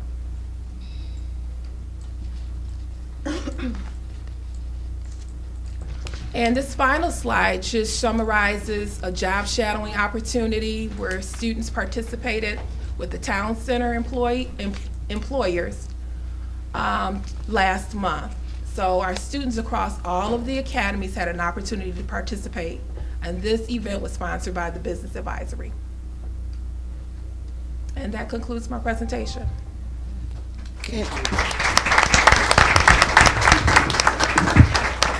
I like to see our students receive summer internship. Some of these companies in Southfield, since you say we have the majority of the Fortune 500 companies here. Yes. Whose responsibility is to help them receive summer internship in some of these companies? I would be working with the academy coordinators with that. Okay. All right. Currently, they are offering job shadows, but we continue to pursue on a regular basis internships. Is Lear still involved with our engineering program? Yes. Lear, they are. Okay. Thank you. Thank you, Robin. So at this point, we're going to have Mr. Chapp come back to talk briefly about our summer programming. He provided this at coffee and conversation this Saturday, but this presentation for the community here. Good evening again to members of the board and community. Just going to give everyone a brief update on summer programming for 2017. Just updated dates, times, locations, as well as offerings. And so we'll be moving back both K as well as high school programming to Southfield A&T after work was completed last summer for the high school mergers. And so high school summer school will begin Tuesday, June 27th, and will run through Tuesday, August 1st, 2017. The K programming will run through June 27th through Thursday, July 27th, 2017. Again, applications and selection for the K-8 Title I Summer School program will begin May 15th and run through May 26, 2017. Information and applications will be disseminated to the K and K-5 buildings toward the end of this week with an actual dissemination date, like I said, beginning next Monday. We will also have flyers and also information on the district's website and go through School Messenger advertising this to the community. And again, the program is from 8 a.m. to 2 p.m. It's a 5-week academic enrichment and skills building program. It runs again through Monday through Thursday. I want to emphasize, as has been the case for a number of years, this is a fee-free program based on those students that are identified at the building by teachers, administrators for participation. We'll also be offering our middle school academic intervention program for students that have not realized complete success in middle school, but again, trying to give them an opportunity to get some skill building as they matriculate through their grade levels and preparing them for high school. This is a fee-based program, and so the cost, again, this year, which has not changed, is $175 per course. Students are allowed to take a maximum of 2 courses, 1 mathematics and 1 English language arts. Students in grades 6 through 8 who have failed to realize that academic success would be eligible, and again, this is based on teacher and principal recommendation, based on academic data from the building. As far as the 9th through 12th summer school programming, again, session dates are for June 27th through August 1st, 2017. Couple things to highlight. We do have 2 class periods, but students are allowed to actually take up to 1.5 credits if they exercise the pure online option that we do afford students that, and that's again through our agreement with Oakland Schools and provided through Genesee ISD or GenNet.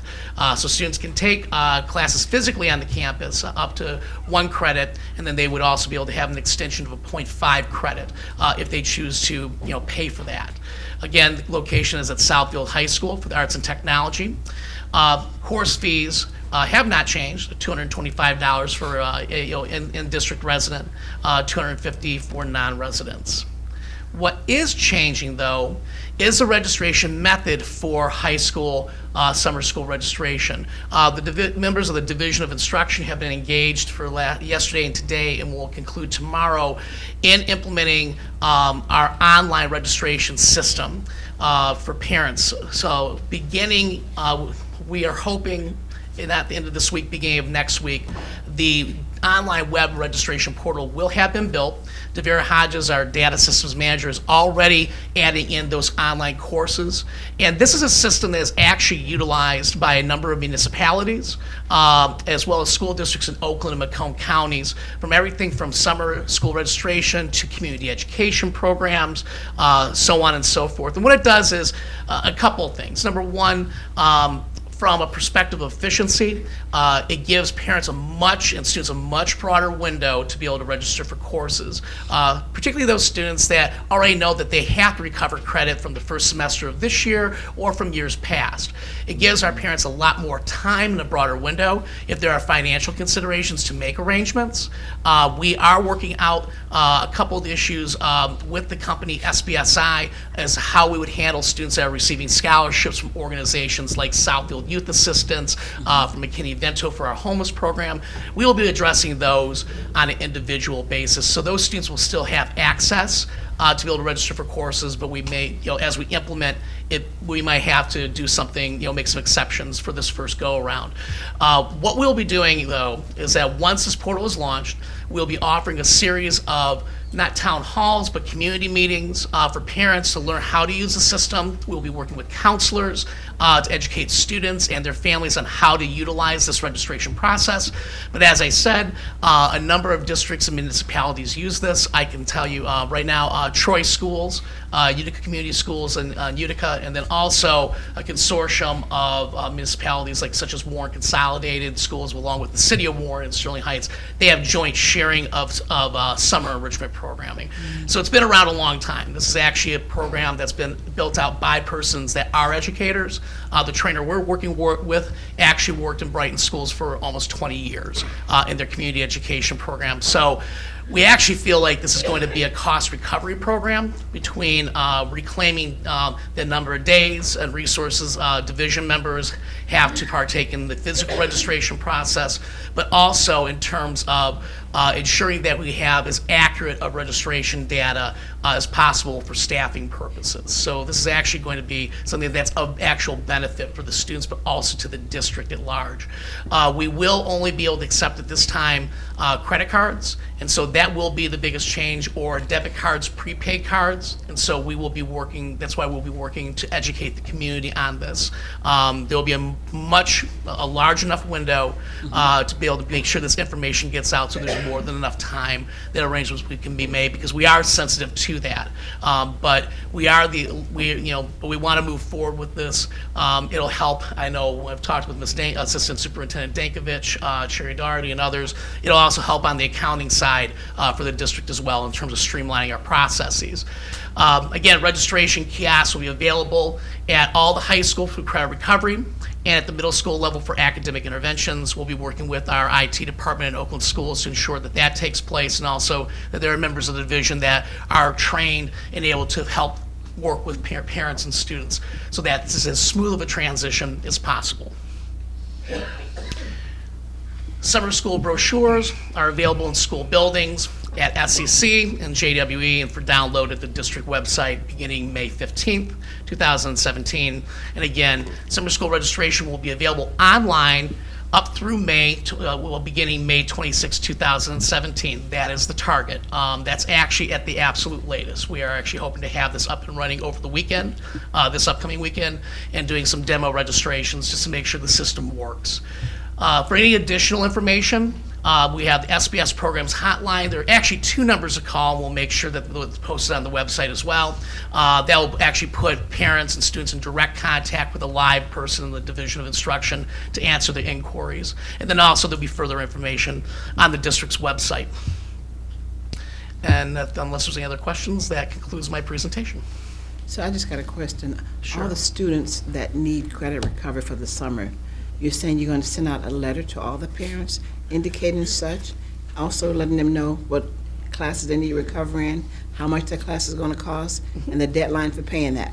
Correct. So it's going directly to their homes. Correct. What will happen is, in addition to the standard credit audit worksheet that students receive from counselors, there will be an attached letter with this information. Going home. Just basic instructions, but also it'll be posted on the website as well. Okay. We really want to ensure that this is as seamless of a transition as possible. We know there are going to be some hiccups, and we anticipate that. But because we anticipate that, we're trying to put as many safeguards in place as possible. Thank you so much. No problem. Sure. No, you have to wait till public participation. I thought public participation you couldn't speak to anyone. This is after we have our meeting. This is a Southfield Public Schools meeting, not our community meeting. So, yeah. So can I ask a question outside of it? Public participation is next. So if you want to ask your question then, do I have a card from you? Yeah. If not, okay, great. That's when you can ask your question, sir. 6 minutes? 3. 3 minutes for everybody. Thank you so much. I have a clarifying question for Mr. Chapp. Sure. The notices that are going to be mailed home, I'm assuming mailed home instead of sent home with students, specifically for the high school students requiring recovery. We know sometimes those notices may not make it home to the parents or perhaps the large grandparent population that we have. So they'll be going through the mail? That had not been decided. We are actually having a meeting of the division tomorrow, but if that's something that is desired, then we can make that accommodation. Yeah, I would think so also because we have a large population for ESL as well too. So Trustee Rice, we actually have to have counselors also supporting this work because the grades do come out later for our high school students, and so there will actually be some on-the-ground support, not just simply in the mail, but we have to do that because of the timing within which grades come out. And so that is the work that we have to do still on the person-to-person interrelation space that cannot be done electronically or through the mail. Yeah. Short timing too. Yes. Okay, thank you so much. No problem. Okay. So my final report is the monthly update that I have for the curriculum team here in Southfield. And I'm excited to bring the third monthly report to the Board of Education. If I can find my clicker. First, I would like the members of the curriculum visiting team to stand. I'm going to call off their names, but then they don't have to say anything. Alma Dean is the Director of K-Ed Education. She also has an English background. George Chapp is the Director of Secondary Education. He has a Social Studies background. Polly Sasinski, who's our Supervisor of Assessment, Testing, and Accountability, who has a mathematics background. Marcia Williams, who was here, she's the UHSA Principal, and she's the high school person. She has an English background. Scott Toko, who is a Southfield A&T Assistant Principal, has a science background. Paula Lightsey from Thompson, the principal there, has special education background. Ed Hill, who's the principal at Bernie, who also was here earlier, has a mathematics background. Zarek Lake, MacArthur Assistant Principal, has an English background. Kim Beckwith, the principal at McIntyre, all subjects because all things K-5 is all the principal. Sandra LaPerriere, also the Stevenson principal, all subjects as well. And then Keisha Hill, who's our PD facilitator for mathematics, and Angela Taylor Gloucester, who's a PD facilitator for ELA and reading. And so those are the 12, the magnificent 12, who've been working on this work thus far. It will expand. You all may be seated. It will expand in the next couple of weeks to teachers because we are getting past the visioning space of the document. And so really quickly, what we're doing in the visioning space. Our task the last two meetings, April 20th and May 2nd, was to complete the protocol called Developing a Vision for Ambitious, High-Quality, Subject-Specific Instruction. Really, who's going to do it? What does it look like? When is it going to happen? Where is it going to happen? And how are we going to do it? Are really the questions that are being asked in this protocol. And so I'm not going to read word for word, but really what is an instructional infrastructure system is the first question of that, and it really is about what do we see is needed to support and implement a vision for high quality, subject specific, not generally, but individual subject specific instruction for our students that is ambitious, meaning that the teachers are stretched and students are stretched, and that it will impact student and teacher performance in the buildings. And so that really is what the import of an instructional infrastructure is. Why do we need it? Because we really need to set the bar high. And we need to be clear about what our students are required to do, and that every classroom, every day, every child has quality instruction. And so that is the why of it, and that is why the import of this work cannot be overstated. So these are just visioning documents. So this is what we did for each question. So some of the questions we finished the statements, and some of the questions we still have the visioning documents. You can see the who, what, why, where, and when and how of what process will we use to create a vision for high quality subject specific instruction there. Then how will we communicate with all stakeholders? So we finished this one. The vision will become a part of our district culture, not simply that is a one-off, one building. We will communicate to all stakeholders at every opportunity possible in person, digitally, via the district website, communication tools, and email. We will ensure that it is transparent, well-organized, visually appealing, user-friendly, and easy to navigate. Sometimes curricular frameworks are opaque. They're not easy to navigate. So we want parents and students and community members to know what we're doing. And so that's how we will communicate the vision to our internal stakeholders. How will we create and implement that process? Again, that's the brainstorming sheet. We're going to get that to you next time. How will we ensure a quality final product? That was a lot of discussion. What is the final product going to look like? How will we make sure that there is quality controls and that we're just not putting what someone wants in there, but that it is research-based, that it is strategy strong, and that we really know what we want our kids and families to be engaged in. How will these vision documents be approved and adopted by the district? So in an effort to create one unified curriculum to serve the Southfield Public Schools, the Board of Education and the District Advancement Network of the Blueprint commissioned the Associate Superintendent to assemble a team to develop a district-wide curriculum. A curriculum team was developed comprised of principals, teachers, and central administration to begin with. The curriculum team created a curriculum vision document, which is what we're doing now, and we will present that document to our District Advancement Network and to the board before we move forward. Teams of teachers and administrators from various departments will develop a curriculum framework document to be distributed to teachers. The target is June 30th, 2017. Teachers and administrators will collaborate to review and edit the curriculum draft. So again, it is not simply giving the document to someone and saying, hey, you get this and this is what you do, but what is the feedback? We talked about having a comment period. How will we do that comment period? How will we make sure that people have input as to what they see in this document, all teachers in the district? And teams will meet at various locations throughout the district, in person and remotely, to do this work. So it's not like we have to do everything together. We can do things via Google Chat. We can do things via Google Docs. We can do lots of things in different ways to make sure that this document is approved and adopted well. How will we roll out the documents and roll out to scale? Again, transparency and collaboration and inclusivity is what is necessary in this whole space. We talked about the fact that in past times, there were 2 or 3 people that may have sat in a room and then disseminated it, and then we sort of worked on the train-the-trainer model to make sure that people actually did the work in the classroom. That can't happen in order for it to actually go to scale. And so we really need to make sure that we're creating measurable goals, timelines, and we regulate ourselves according to state standards to make sure that people are doing what we say they're doing in the classroom.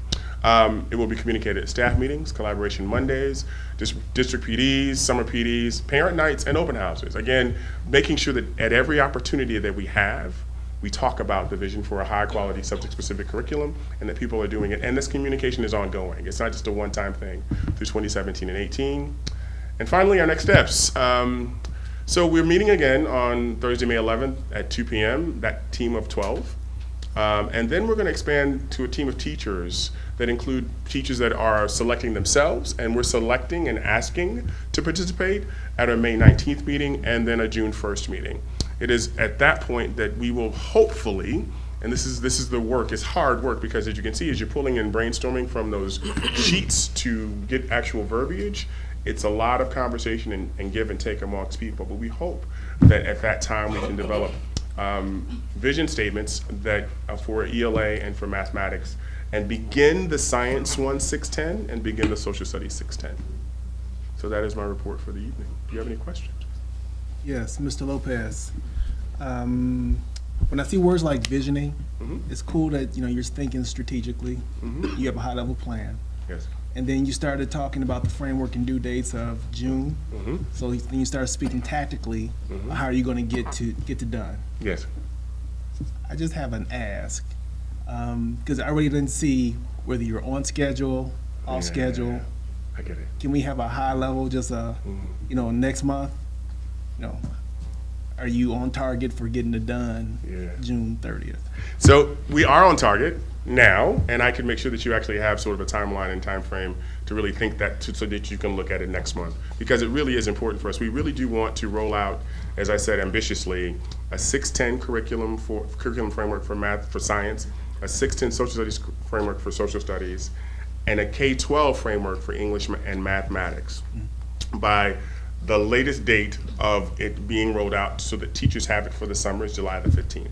And so there's a lot of work and a lot of human capital investment between now and then, particularly using the time that we actually have available during our school days as well as evenings. And so I will make sure that that is available to you. Yes. Thank you, sir. Just have a follow-up, Mr. Lopez. As we look for the team of teachers, it'd be great if we could have some more representation from the science area. Looks like we were low in that area, so we are ensuring that we have that covered. Absolutely. Yeah. So there were lots, when we actually had the curriculum meeting at the high school around the master schedule, many of our science teachers actually indicated their interest in this work. And so we just did not want to pull them out of the classroom because we're at the end of the academic year. And so that's why we're sort of navigating the 2 p.m. to 3 to 4 p.m. meeting. So they only missed maybe the last hour of school as opposed to missing a day or a half day. Some of them will require yellow sheet days where we actually send in a sub because that work is that important.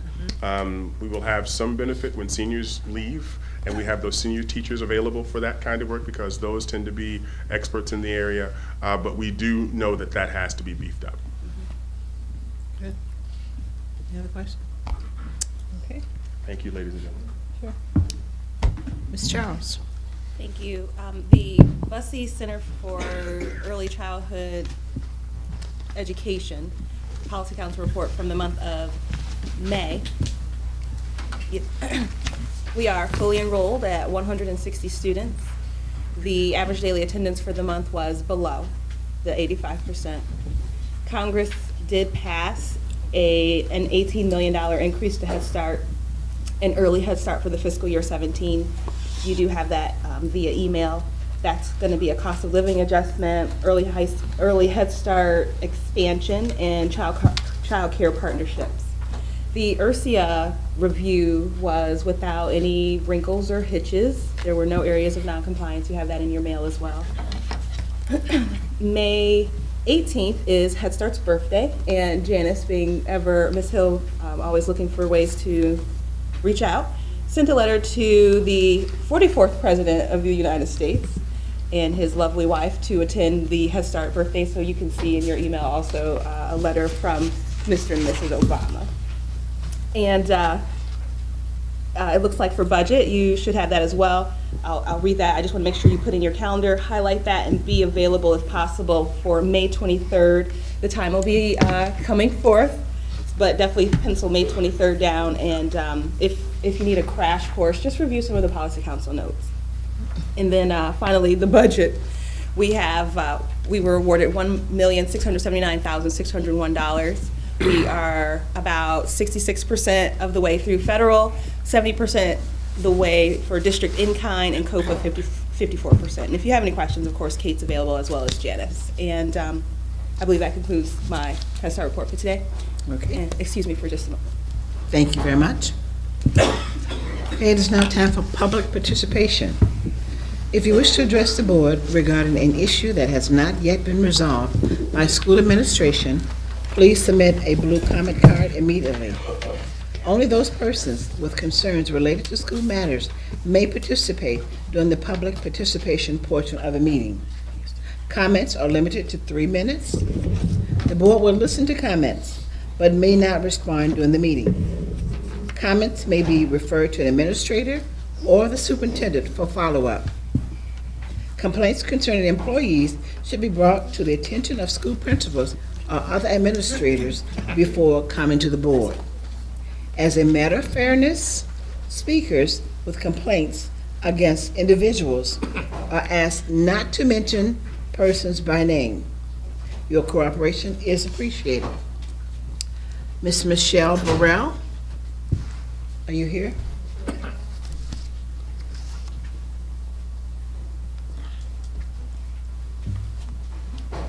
Oh, you? Oh, okay. Yes. Give us your name and address, please. Hi, good afternoon. I'm Michelle D. Burrell from 17073 New Hampshire Drive. And I just came with some thankful appreciation for having recognized the departed students from Southfield A&T. Excuse me. There's 3 students that have been deceased, and they would be part of this year's graduating class. Okay. It's okay, Michelle. My daughter was one of them. She was in the autistic classroom at Southfield Lathrop, and she came through McIntyre and leaving in Southfield Lathrop and would have been with the first class. And we were invited last week so we could attend the pinning ceremony, and that meant quite a lot to me and my family. And we have also been invited to the graduation. And I just wanted to offer my sincere thanks to just the entire special needs department throughout Southfield Public Schools, because I hear horror stories from many, many, many parents of autistic children and other special needs that the programs are not run good and IEPs are just horror stories, but I have had a successful time in Southfield Public Schools, and I moved Janelle here starting preschool at Bussey, and we went here all the way through, and I cannot tell you how pleased I have been with how things have gone.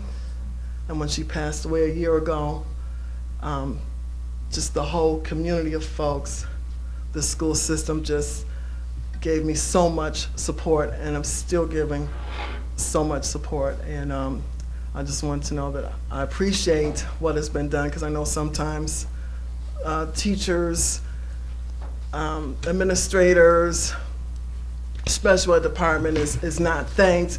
I know we come out, we want to have a complaint, but I'm a satisfied parent. I appreciate all the love I have been shown, and I understand there's a little bit more tribute coming at the graduation. I was invited there also with the other parents of the young lady and young man that are also deceased. And we appreciate you, and I can't speak for them, but I'm sure they are grateful also.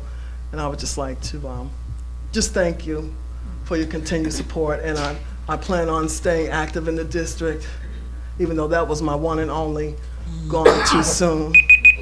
But I love this district, I love this city, and I thank you so kindly. And thank you so much. We appreciate it.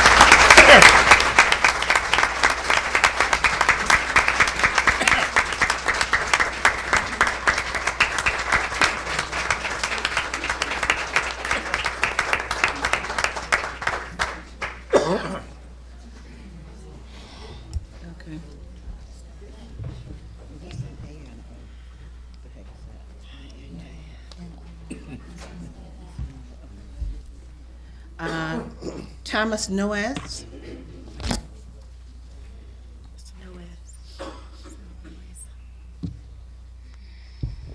How do you follow that one up? Yeah. Yeah.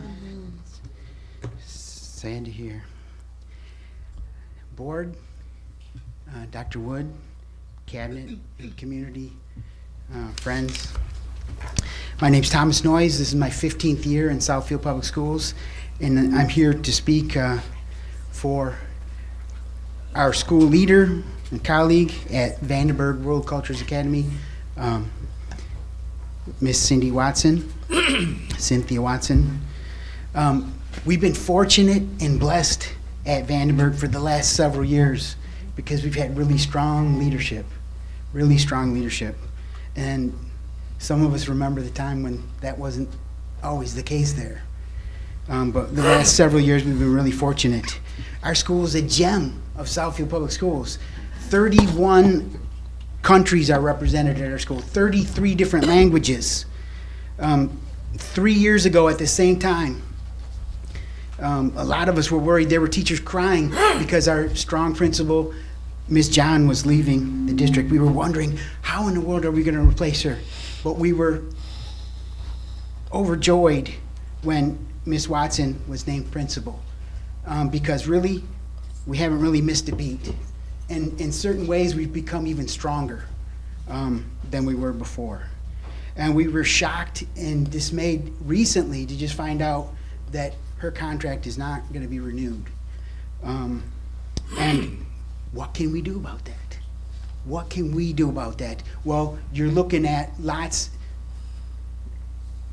12 plus teachers here, lots of parents, students, and they're still finding out about this. Not everybody in the community knows. There's letters, I have letters here, there's a petition with over 100 parent signatures on it. The community's still finding out about this. Miss Watson personifies Vandenberg World Cultures Academy, herself a daughter of immigrants from the same part of the world as many of our students. So she knows what our students are going through. She's been working in Southfield for her whole career, 34 years teaching in the district, 31 of them as a teacher, the last 3 as the principal. There was a quote, well, before I get to that, strong principals attract teachers and weak principals repel them. and Ms. Watson attracts quality teachers. As a person that's been on a lot of teacher interviewing committees, quality teachers, strong teachers want to teach in our building. Why? Because of strong leadership there. The community's still learning about this. They're finding out. You're going to hear lots more about it.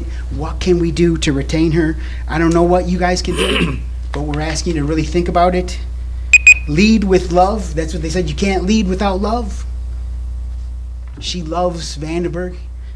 You can't save if you don't serve. She serves Vandenberg. So please think about what you can do to retain her as our principal. Thank you so much.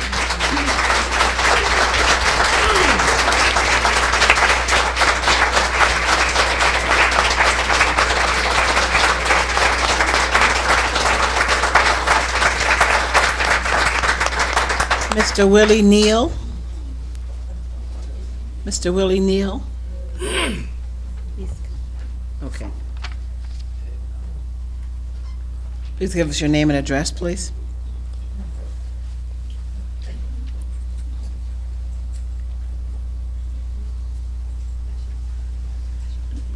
Good evening, everyone. Good evening. Dr. Woods and the board. My name is Willie Neal.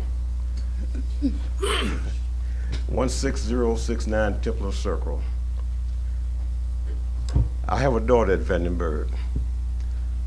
She's going to graduate this semester, going to middle school. I met Miss Watson,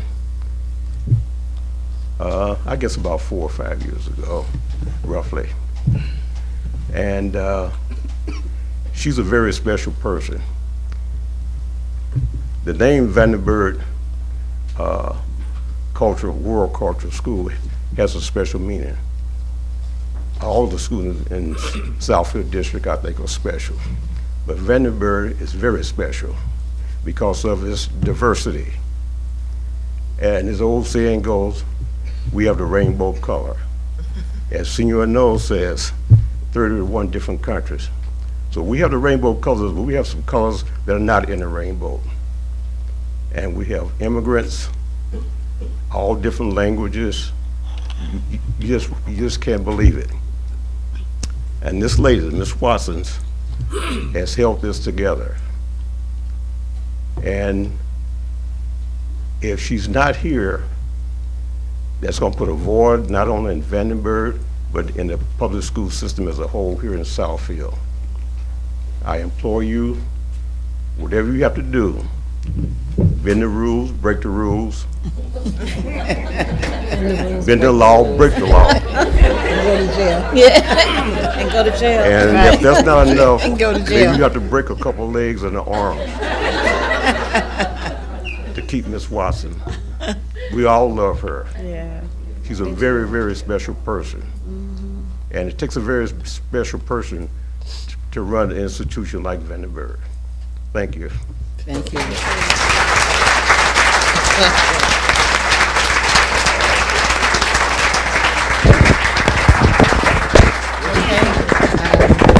Cindy Lapson and Ray Ann Mitchell and Layla. Okay. Next time. Okay. Give us your name and address, please. Well,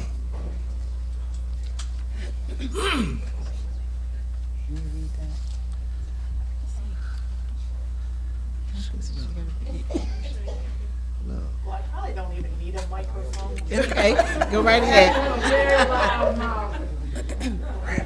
Sorry about that. Go ahead. I figured every voice is a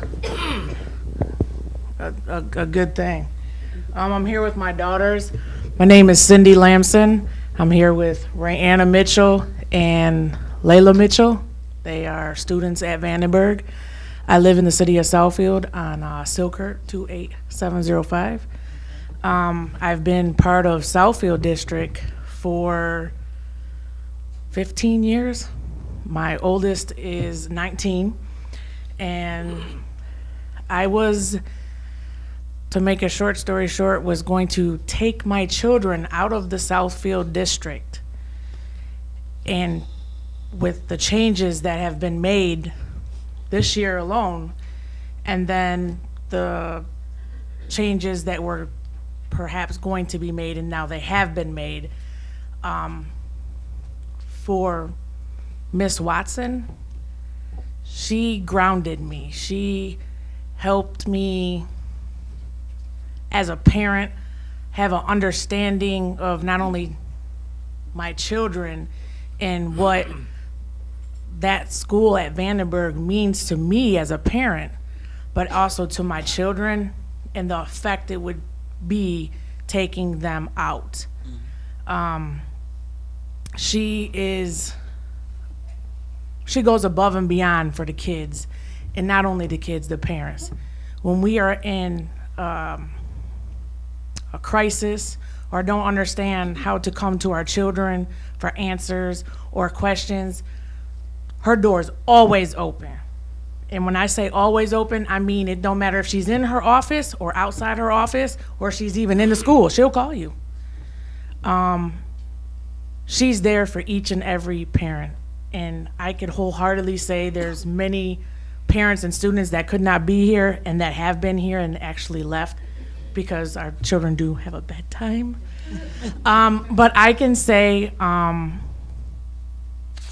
it would be a great loss to Vandenberg with her not there. I understand in life, people go through things.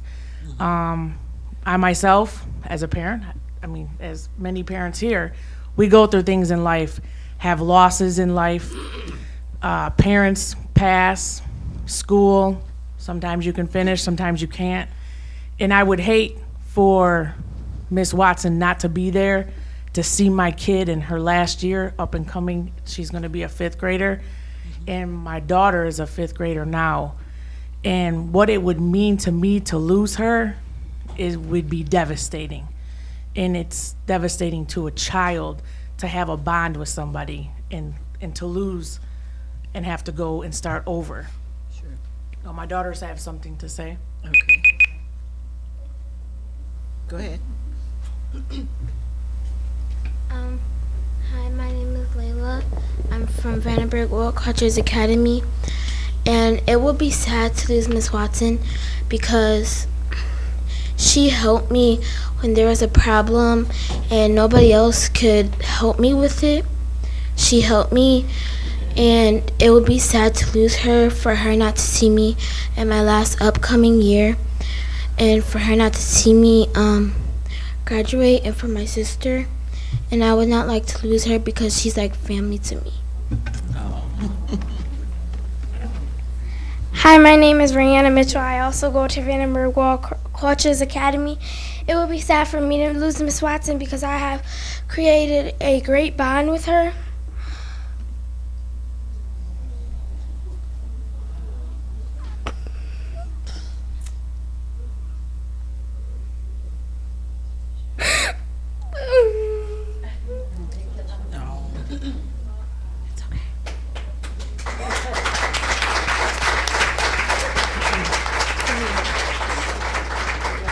I'll miss her too. She's gonna move on to great things. Okay. We're gonna get through this. Okay. Thank you so much. Thank you.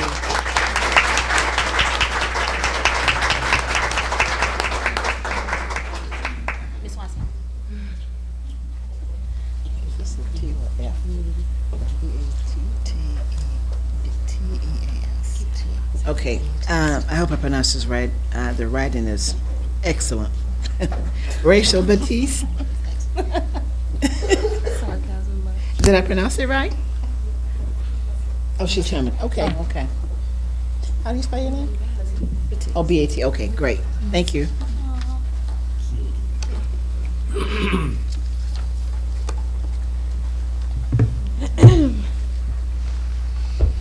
Do I have to say my address? I missed some Please, of what yeah, the your name and process address. is. Thank you. My name is Rachel Batiste. I live at 27685 Arlington Drive here in Southfield.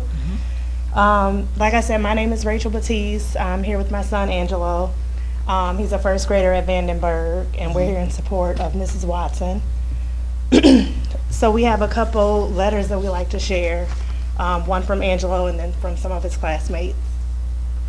This is from me. Mrs. Watson is nice and she helps kids. This is from my friend Cadence. I think Miss Watson is a good principal because she is always on the job and her hair is nice.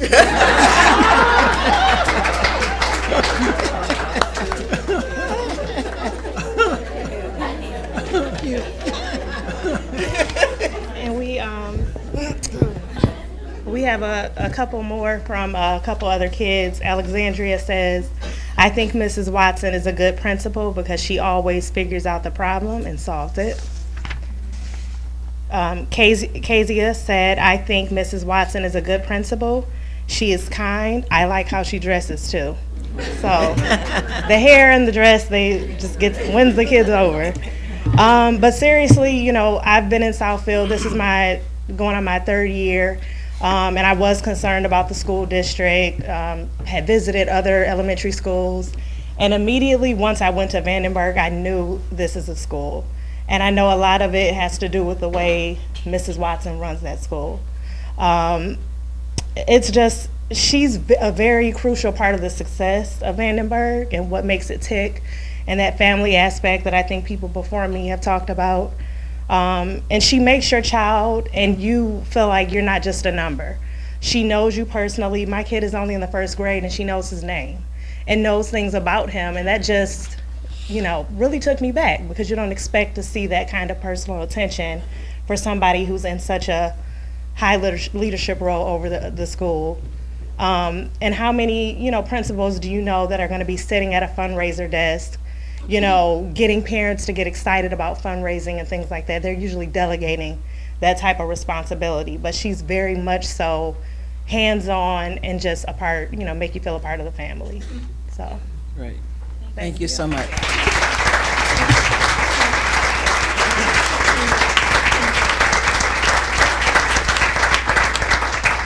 Nathaniel Rice.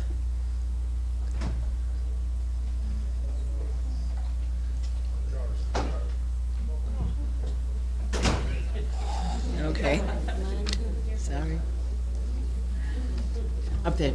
Your name and address, please.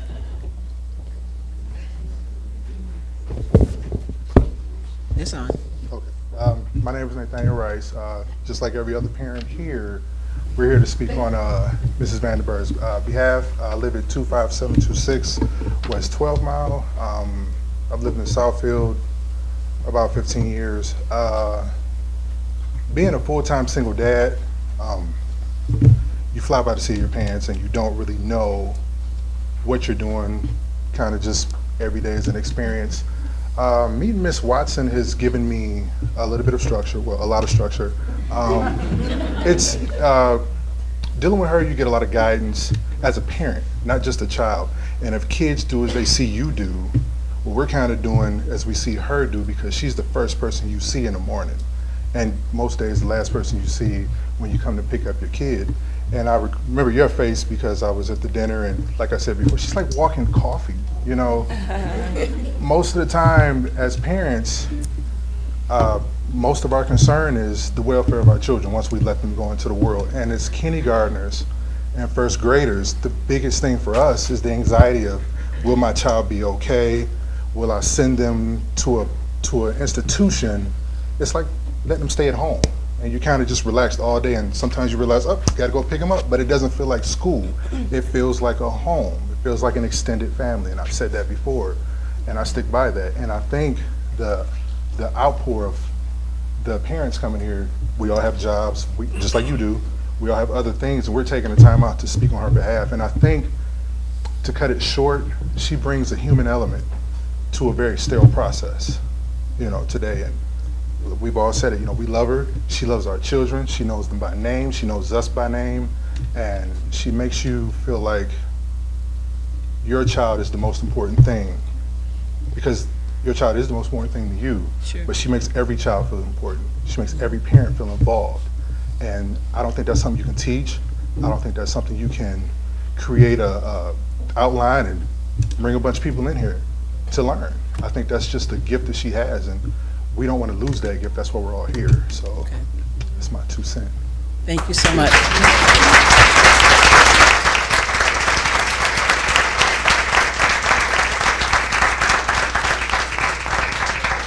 Cassie Yates.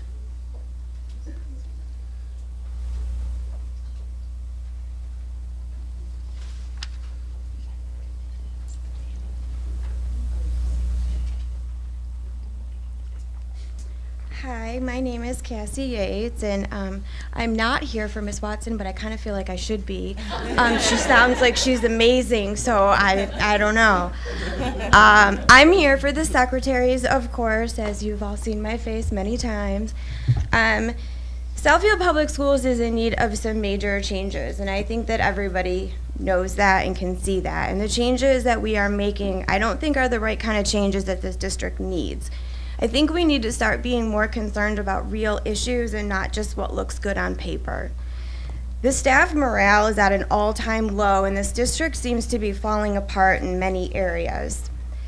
This district has lost that personal touch, that feeling of family that we used to have.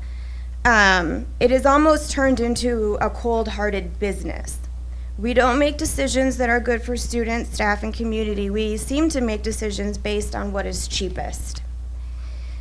Yet over at JWE, as we all keep saying, it just keeps growing. I think there's 7 people in HR right now.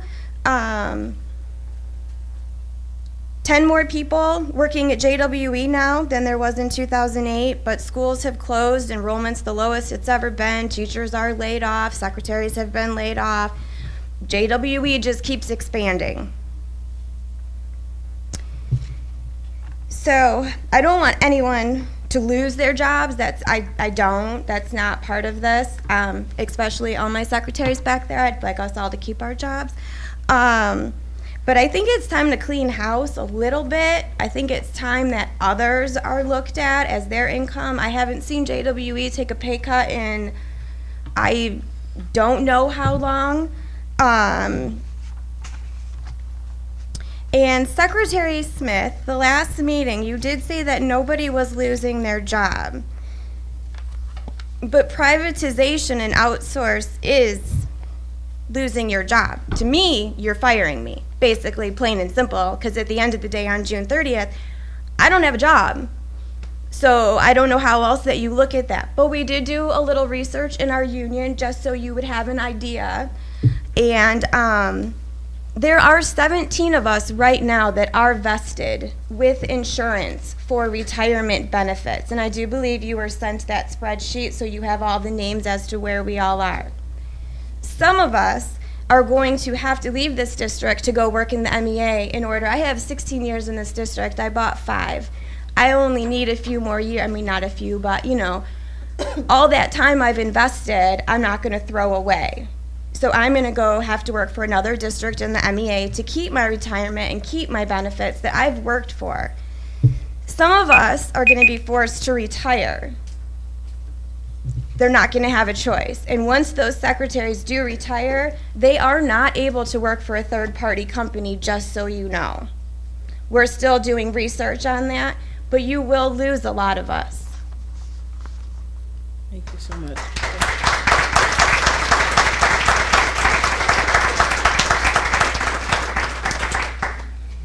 Jovan Albert.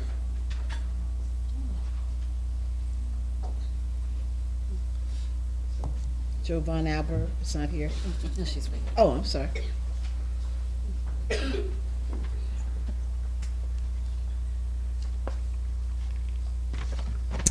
Good evening. My name is Jovan Albert. I live in Walled Lake on Pontiac Trail. This is my 7th year at the Southfield Regional Academic Campus as a secretary, and it truly feels where I belong. I work with such an amazing staff, and the students and families have truly become my heart. I began this district as a substitute secretary, mainly working long-term assignments for almost 4 years before I was hired in at MacArthur, almost 12 years ago. or as the Office of Retirement Services says 13.4 years ago, I am vested, but I'm not insured. Due to the district restructuring throughout the years, I've worked in several of the buildings, Levy, Eisenhower, MacArthur again, Brace, and after a brief layoff, I was called back to Southfield Regional. I've worked both summer school programs for the last 4 years and was involved in the district assisting in the Division of Instruction with their textbook project a few years ago. I also currently am a facilitator for the Wayne State C2 Pipeline Program at Southfield Regional and have been for the last 3 years. I, along with my ESOS family, am very committed to our students, parents, staff, and community. For almost 12 of the past 15 years, I have worked 2 jobs as well, working additional opportunities with the district when they've been offered. The first years working in Southfield, my salary was much more than it is currently. When we took the big pay cuts in 2010, I had no choice but to work 2 jobs as a single parent raising 3 teenagers, and I've had to work 2 jobs then and now to survive. I really didn't mind working the jobs because working with Southfield, I love the work, the students, the parents, the staff, and the community. I've always been grateful that I've been able to do that and at least been provided good insurance and a retirement plan. We can't do this job just for the money because current ESOS members have to work a second job to survive. There haven't been any cost of living increases or raises. Privatizing ESOS would force me and many of us to go to work for a district that will allow us to continue to pay into our retirement and have an opportunity for insurance. The possibility of privatizing ESOS after all the fails we have experienced with other outside companies makes me sad for the students and parents of this district. Many of us have been here on the front line since the first year Southfield decided to privatize with food service, transportation, custodial, and security, all the time juggling and fielding the complaints and fails while picking up the slack to keep up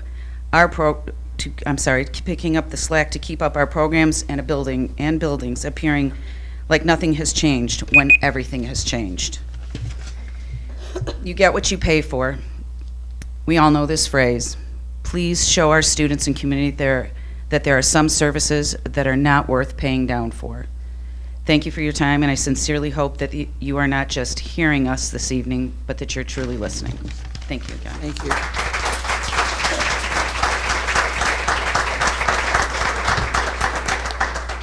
Rudy Merriweather.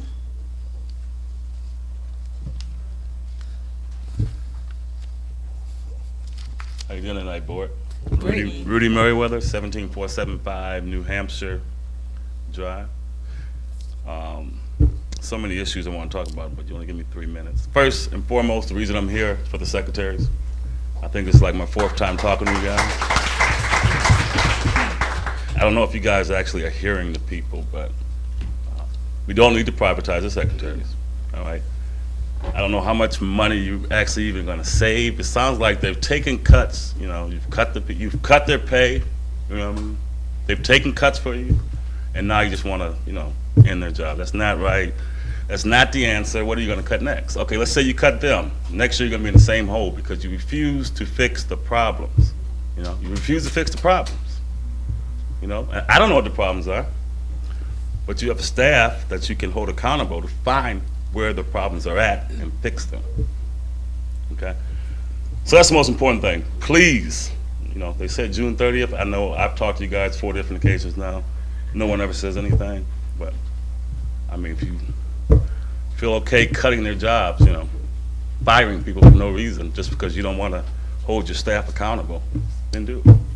But remember, as a citizen, as a taxpayer, as a 37-year resident, we all have the power to pick 1 or 2 of you and recall you. Pick 1 or 2. You don't have to go after the whole board. And just like if they decide not to bring Ms. Watson back, I don't know Ms. Watson, as a group, you're stronger than an individual. You pick 1 board member, go after them, recall them. Recall them. Then the others will fall in line. That's the way politics works. That being said, I didn't quite understand the summer school he was talking about. Are you privatizing summer school now? Is that what that was? Is a third party running summer school? I didn't understand it, so you said ask the question in my 3 minutes, so I'm asking the question. We're here to listen to your response to you. If you will, at the end of the meeting, I'll have Mr. Chapp speak with you specifically about the enrollment process for summer school. So Southfield Public School is still running summer school? We are still having our teachers there, yes. What role does that company play in it then? What do they need it for? So at the end, we will talk with you about that specifically. Okay. Can we set up a time where I could call you? I can't stay till 10, 11 o'clock, but I just want to know how much they're charging. I mean, like I said, it's waste. You're wasting money some places. Why do we need that company? That's what I just want to know that. And if we find different places where we're wasting money, maybe we can save jobs. That's it. Thank you for your time. Thanks for putting me laughing. Thank you. Thank you. Okay, we're now at action items. These items are required for action of the board. Could I have a motion to approve the consent agenda, which includes approval of minutes from March 31st and April 5, 11, 13, and 18, and report 5562, the personnel action report. I move we open report 5542, personnel action report, and the approval of the minutes from the dates you specified. Support. Okay, any questions? Yes. Okay. Recommend an amendment for the board meeting minutes for April 5th. On page 11, we have Trustee Hicks suggested the polling of the parents and students for the transportation services. I believe that was Board Trustee Yolanda Charles. Okay. Yes. You got it. Okay. Well noted. Anything else? Okay. Anyone else? Madam Secretary, you call for the vote. Trustee Poole? Yes. Trustee Joyce? Yes. Trustee Rice? Yes. Trustee Hicks? Yes. Myself, yes. Trustee Robinson? Yes. Trustee Charles? Yes. Unanimous. Okay. Thank you. Thank you. Do we have a motion to approve Report 5563 interagency agreement with Michigan Rehabilitation Services? A motion to open report number 5563, interagency agreement with the Michigan Rehabilitation Services. Support. Discussion? Okay, Madam Secretary, can you call for the vote, please? Trustee Robinson? Yes. Trustee Poole? Yes. Trustee Joyce? Yes. Trustee Rice? Yes. Myself, yes. Trustee Charles? Yes. Trustee Hicks? Yes. Unanimous. Okay. Motion to approve Report 5564, landscaping and snow and ice removal services. A motion that we open report number 5564, landscaping and snow and ice removal services. Support. Thank you. Any discussion? Questions? Okay, call for the vote, please, Madam Secretary. Trustee Joyce? Yes. Trustee Rice? Yes. Trustee Hicks? Yes. Myself, yes. Trustee Charles? Yes. Trustee Robinson? Please. Please open and approve. Okay, we finished? Your vote. Yes, I'm sorry. Trustee Poole? Yes. Unanimous. Okay. A motion to approve Report 5565, Security Officer Service Contract Award. I move that we open report number 5565, Security Officer Services Contract Award. Support. Point of order. It's stated on the document that it's an action item, and so it kind of needs to be, the motion should be open and approved, according to council's advice that we've asked over the last couple of months. So I don't know if we need to vote that one down to get a new motion. If that's the case, we need to. I think perhaps we just open to approve. To approve. Which one are you on? Ask 5565, security? Yes. That's where we are. Okay. So, Can we have a motion? well, there's a motion. There's a motion on the floor. To open it. Okay. And we'll just have to make another motion that Okay. we open it. Sure. Any discussion? Questions? Can I have a motion to approve? Report 5565, Security Officer Service Contract Award.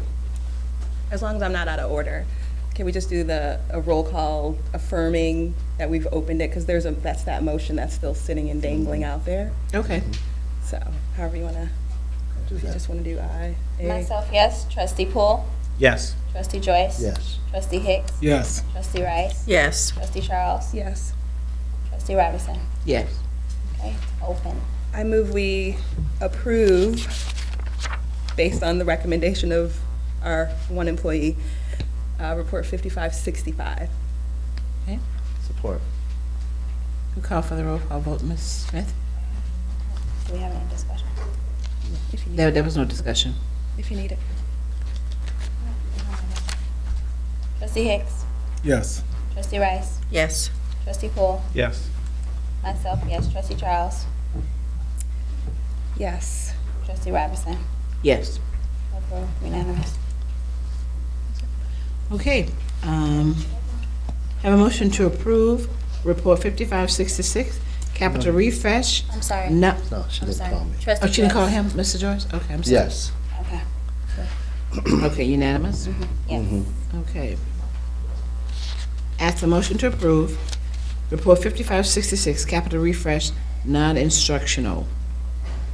Mr. Joyce. Move that we open report 5566, capital refresh. Open Open and approve. and approve. Report 5566, capital refresh, non-instructional. Support. Any discussions, questions? Roll call vote, please, Ms. Smith? Trustee Rice? Yes. Trustee Joyce? Yes. Trustee Charles? Yes. Trustee Robinson? Yes. Trustee Poole? Yes. Trustee Hicks? Yes. Myself, yes. Unanimous. Okay, a motion to approve report 5567, Southfield High School for the Arts and Technology Cisco Network Academy Business Management Program. I move that we approve report 5567, Southfield High School A&T Cisco Networking Academy Business Management Program. Support. Any discussion? Questions? Madam Secretary, we can have a roll call vote. Trustee Rice? Yes. Trustee Poole? Yes. Trustee Hicks? Yes. Trustee Joyce? Yes. Myself, yes. Trustee Charles? Yes. Trustee Robinson? Yes. Unanimous. Trustee Robinson? Yes. Through the superintendent, of course, it would be really nice if, after these students acquire this skill, you know, if they could kind of reach back out to us, letting us know how that really impacted their employability after graduation, just to make it come full circle. Sure. Good idea. Okay, motion to approve report 5568, Smart Board purchase for Southfield High School for the Arts and Technology. I move we open and approve report 5568, Smart Board purchase SHS A&T. Support. Any discussion? Questions? Okay. Roll call vote, please. Trustee Poole? Yes. Trustee Joyce? Yes. Trustee Hicks? Yes. Trustee Rice? Yes. Myself, yes. Trustee Robinson? Yes. Trustee Charles? Yes. Unanimous. Okay. A motion to approve report 5569, 121, 2017-2018 Technology Program. I move that we open and approve report 5569, 1-1, 2017-2018 Technology Program. Support. Questions? Discussion? Can we have a roll call vote, please? Trustee Rice? Yes. Myself, yes. Trustee Poole? Yes. Trustee Joyce? Yes. Trustee Hicks? Yes. Trustee Charles? Yes. Trustee Robinson? Yes. Unanimous. We have a motion to approve Report 5570, Thompson Chromebook Cart. I move that we open and approve Report 5570, Thompson Chromebook Cart. Support. Discussion? Questions? Roll call vote, please. Trustee Rice. Yes. Trustee Hicks. Yes. Trustee Poole. Yes. Myself, yes. Trustee Robinson. Yes. Trustee Charles. Yes. Trustee Joyce. Yes. Unanimous. Okay, motion to approve Report 5571, Professional Services for Potential Property Sales for Site Surveys. I move we open and approve the report 5571, professional services for potential property sale site surveys. Support. Any discussion? Questions? Call for the vote, please. Madam Trustee Secretary? Hicks. Yes. Trustee Rice. Yes. Trustee Charles. Yes. Trustee Robinson. Yes. Myself, yes. Trustee Poole. No. Trustee Joyce. Yes. 6-1. Okay, thank you. I have the motion to approve Report 5572, Professional Services for Potential Property Sale for Geotechnical. I move that we open and approve Report 5572, Professional Services for Potential Property Sales. Before the second, I think, per our procedures, I'd like Mr. Poole to give a why for the no. Oh. Sure. I don't think we should be, at this juncture, proceeding with spending money to look at possibly selling assets of this district when we may have a new person in place for next year. Okay, thank you. I just wanted to make sure it was recorded. Okay. Did we get a motion to approve Report 5572? I support the motion made by Mr. Joyce. Okay. Any discussion? Questions? Call for the vote, please. Trustee Rice. Yes. Trustee Hicks. Yes. Trustee Poole. No. Same reason. Same reason, okay. Trustee Joyce. Yes. Trustee Charles. Yes. Myself, yes. Trustee Robinson. Yes. 6-1. Okay. Information item. These items do not require board action. ISD budget resolution, first reading, and bill summary report number 813. So the question I was going to just pose to Kate, if you don't mind, just in here it says impact if not approved. I'm like, where is she? There you are. I don't have my glasses. Impact if not approved. Isn't it no impact? Doesn't the county still do what they're going to do? I'm just, for full disclosure. They're still pulling all the local LEAs that the Oakland Schools supports. Okay. So they would still need to have approval according to state law. Okay. At least the majority, same as will need board approval to approve a budget for the school district. Okay.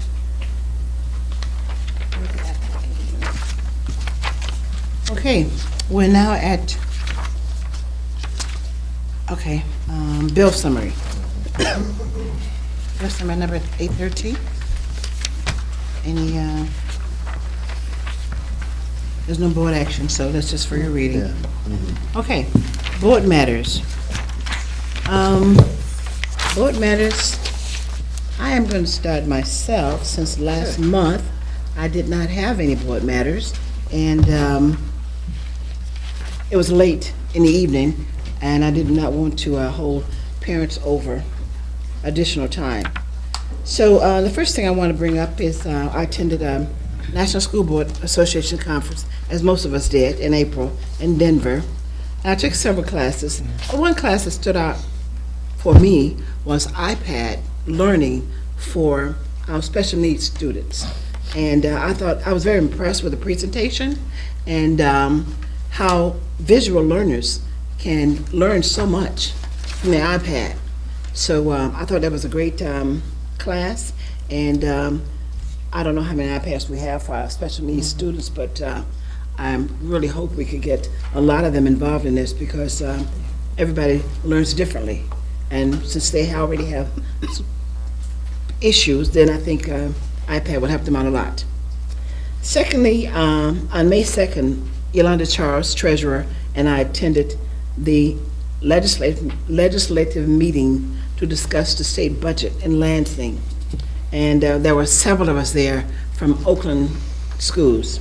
And we got a chance to meet with senators, Gregory, Senator Marlowe, Representative Jeremy Moss, and others who were discussing budget cuts that are being implemented by our wonderful governor.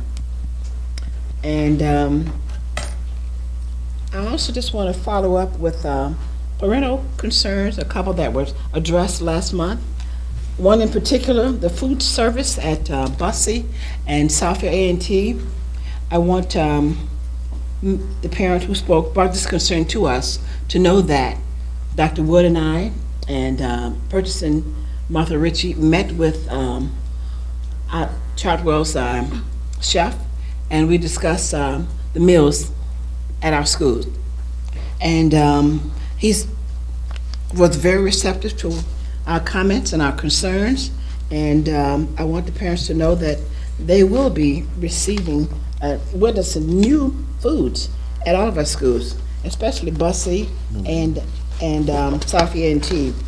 And a couple of things that we suggested that he's already implemented, and they are, I can find my note here. I asked for, at Bussey Center, hot oatmeal and cream of wheat. That has been implemented. Hot grits with cheese, also implemented.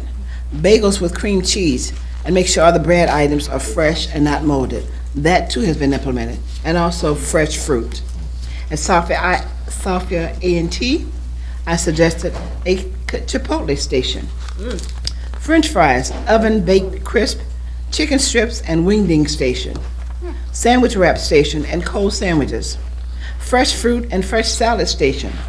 Spaghetti, pasta station with meatballs and/or meat sauce. Hot pizza station. Hot soup in season, and additional hot food items of their choice. Hamburgers with fresh hamburger buns. Majority of those things have been implemented, and the remaining will be implemented this month and in June. So I hope our students will be pleased. I too took a survey, a personal survey of the students while they were eating their lunch at Southfield A&T, and they let me have it. They told me exactly how they felt about the food. So I appreciate the honesty, and we're going to make changes. So Ms. Taylor, thank you so much. And Ms. Taylor and I have been working together for years. So when I made the comment to her last month, people thought there was some dissension between she and I, but there wasn't, because that's why we talk to each other, okay? She's my sister, so she understands me, I understand her. So I respect her. The dress code issue that another parent mentioned. We are discussing dress code, but right now we have so many hot pressing issues at this district that have to be addressed. This is not on our priority list, even though it is important. It's not at the top of our list. And we're very concerned about our secretaries. You are important to us, and we are continuing to address that issue. But right now, we're getting involved in a superintendent search, which is the most crucial item on this agenda. There are other hot issues that we're working on. Negotiations with unions. Also negotiations with our outside vendors. We're in the midst of all that. So we have a lot on our plate that we're working on. Our budget is due to the state treasury in June. That's paramount. We have to get that issue. And we are concerned about keeping all of our schools open and keeping them financially solvent. So we don't take anything lightly here. We work hard, we work long hours to make sure we're doing the best for our students, our staff, and the community. So just be patient. We ask for your patience and your consideration as we work through all of these issues. And thank you so much. Mr. Joyce. I have nothing. Ms. Smith? Yes, just briefly, good evening, everyone. Thank you all for coming out. Thank you for staying. I've mentioned it many times before that I'm a parent in this district, and then I'm also an educator. As I wear my kids are my business button tonight, just to remind you all of just how important I take this job here. This is my life. I was asked earlier today, how does it feel to have 2 jobs? And I said, I don't have 2 jobs. I have 1 job. I'm an educator. I'm in the classroom in the day, and then in the evening, and 24/7 really, via email, I maintain governance and policy to make sure that what happens in the classroom remains quality. It may be in 2 different districts and 2 different areas, but I believe that the Tri-County area is one. And so I do my work and I do my job for all the kids in our state. And so I just want to give a tribute to the teacher appreciation recognition that was given, and this is one of my favorite poems. 100 years from now, it will not matter what kind of car I drove, what kind of house I lived in, how much money I had, not what my clothes looked like, but the world may be a little better because I was important in the life of a child. I take that to heart, and I send that out to all the educators here, all the educators that are watching and listening, and the educators throughout our district. To the parents who attended the most recent Parent University, I can't even say that I attended it. I attended the first one. I stopped in briefly, but from what I saw, I want to thank you all who chose to come out and who were able to come out that day, that morning. And I want to give kudos to Dr. Wood, to Almadine and the entire curriculum staff who made that happen, to Michigan State and some of the other partners that I saw there. And just thank you, parents, for staying connected. Thank you, parents who choose to come to the meetings, who email us, who choose to lift your voice.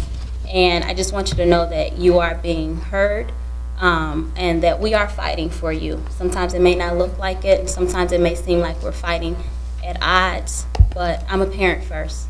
So what we all may not always agree, but just know that the heart is in the right place. So I just wanted to state that, and as well to the community, not to overshadow anything that Board President mentioned regarding our next steps with our superintendent, but just to add to it, just wanted to make sure that it's understood that we have not had an official vote on the direction to have a superintendent search. We have had a discussion about our next steps in terms of appointing an interim superintendent, and tomorrow's interviews are going to be held in an open meeting.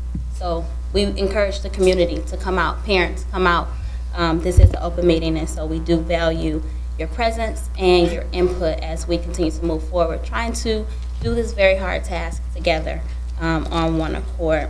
And then lastly, as I mentioned before in a couple other meetings, about not only advocating and lifting our voices, but just making sure that we're spreading the right message. I'll never falsely misquote anyone or intend to attack anyone, and so I just ask that you would honor me the same. So again, I thank you for coming out tonight, and I look forward to seeing you all here tomorrow, as we continue on throughout this school year at our many meetings to do our business for kids. So thank you. Thank you. Ms. Charles? Yes, thank you. Just a few things. Thank you for sharing about the legislative conference. I do want to mention that, because sometimes it was brought up in a maybe not direct way, but that things were better back when. Not to suggest make any school district great again kind of logo, but I just have to remind everyone that populations of students across the state have dwindled, and you just don't have as much folks having children. Okay, shine light on me. And so I just want to encourage folks not to just think that we sit around in smoke-filled rooms cavorting on ways to disenfranchise people. And if anything, we work long hours to figure out ways to bring folks to a better place. And as I've stated many, many times, if decisions are made for you via EM or via whatever, your input isn't as valued. Really, no one's listening. I mean, it's hard to find a school board for any of the charters, EAAs, whatever. You know, try to find a school board to vent to, who will sit there and embrace what you have to say. So I just want to encourage folks to remind themselves that it's not a Southfield Public Schools thing. It's a basically a memorandum, and I'll get to that in very, very few seconds, a memorandum on public education as we know it in this country, which is my segue into that legislative piece. The only thing I want to bring to the attention of the community at large was this wonderful PowerPoint that the Michigan Education Association provided for board members. And I will make sure to disseminate it. I know board president has it. However, one of the things, I don't shop at Walmart. I've always been an anti-Walmart kind of person. You have your positions however you want, community. But I want you to know that the Mackinac Center, this think tank that's supposed to be so nonpartisan, you know, very middle of the row, is receiving large donations. I mean, large donations from the Walton family, who, if you're not familiar, is Walmart, and the DeVos family. And so you start to connect some very, very important dots. So for once, you know, MEA and school boards and principals and superintendents, we were all on the same page, because the DeVos family, their money is spread so wide and so vast that they have multiple families, cohorts of their family giving money to through their foundations, their various foundations. So please, you know, as critical as you may be for us, I need the same level of criticism for these folks who are literally making decisions. The Coke Industries. Email me tomorrow if you want this PowerPoint. They gave us permission to share it out. So I just want you to know, follow the dollars. It's no happenstance that Betsy's where she's at right now with the DeVosses. So don't be snowed. And the last thing I wanted to share is sometimes we forget to tell the youngsters to take their nameplates. And so I would love for them to have their nameplates. That is all for me. Mr. Poole. Yeah, just real briefly, I want to talk about teaching and learning, and that's what this district does well. A lot of times the numbers don't add up, but I'm a global traveler, and I see Southfield people all over the world. A couple years ago, I went to New York to witness the opening of the Motown musical, and great show, great musical. It's been here twice since then. I went last month back in April and ran across one of our old students that was actually in the show. World-class show. Gentleman's name is Louis James Jackson. I think he's a graduate of Southfield Lathrop High School. And it was great to see him dancing across the stage. I saw him in a musical over at Southfield Lathrop when he was in high school here. He played one of the Temptations. He played one of the Contours, and he also played Eddie Holland, which was one of the Motown writers back then. And Louis is a superb dancer. I think he left high school and went to the Ailey School of Dance. But I just wanted to mention that because those are things that the numbers don't play out. World class, travel, musical, and we've got one of our own students in it. The other thing I want to touch on is, and I see one of our principals back there who I know played an instrumental role in this young man's development. I'd like to congratulate the Buchanan family whose son recently went to the New Orleans Saints. And that's another win for public education. So to the Buchanan family, congratulations. I look forward to seeing Colin continue to develop. And lastly, Dr. Wood, it's been a pleasure. You are a first-class person.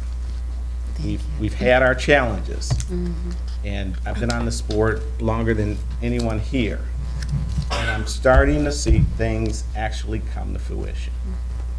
Parenting University, career and technical education, Cisco certification, A+ certification. I know coding's in there someplace as well. And I'm still waiting for cybersecurity, but it's been a pleasure. It's been a long haul. We've actually gone through some battles, and we're battling for the community. We're battling for our students. We don't all get along, we don't all agree, but we're doing it for the right reason. So congratulations. I know you're not retiring. You're going to wind up someplace because that's just who you are.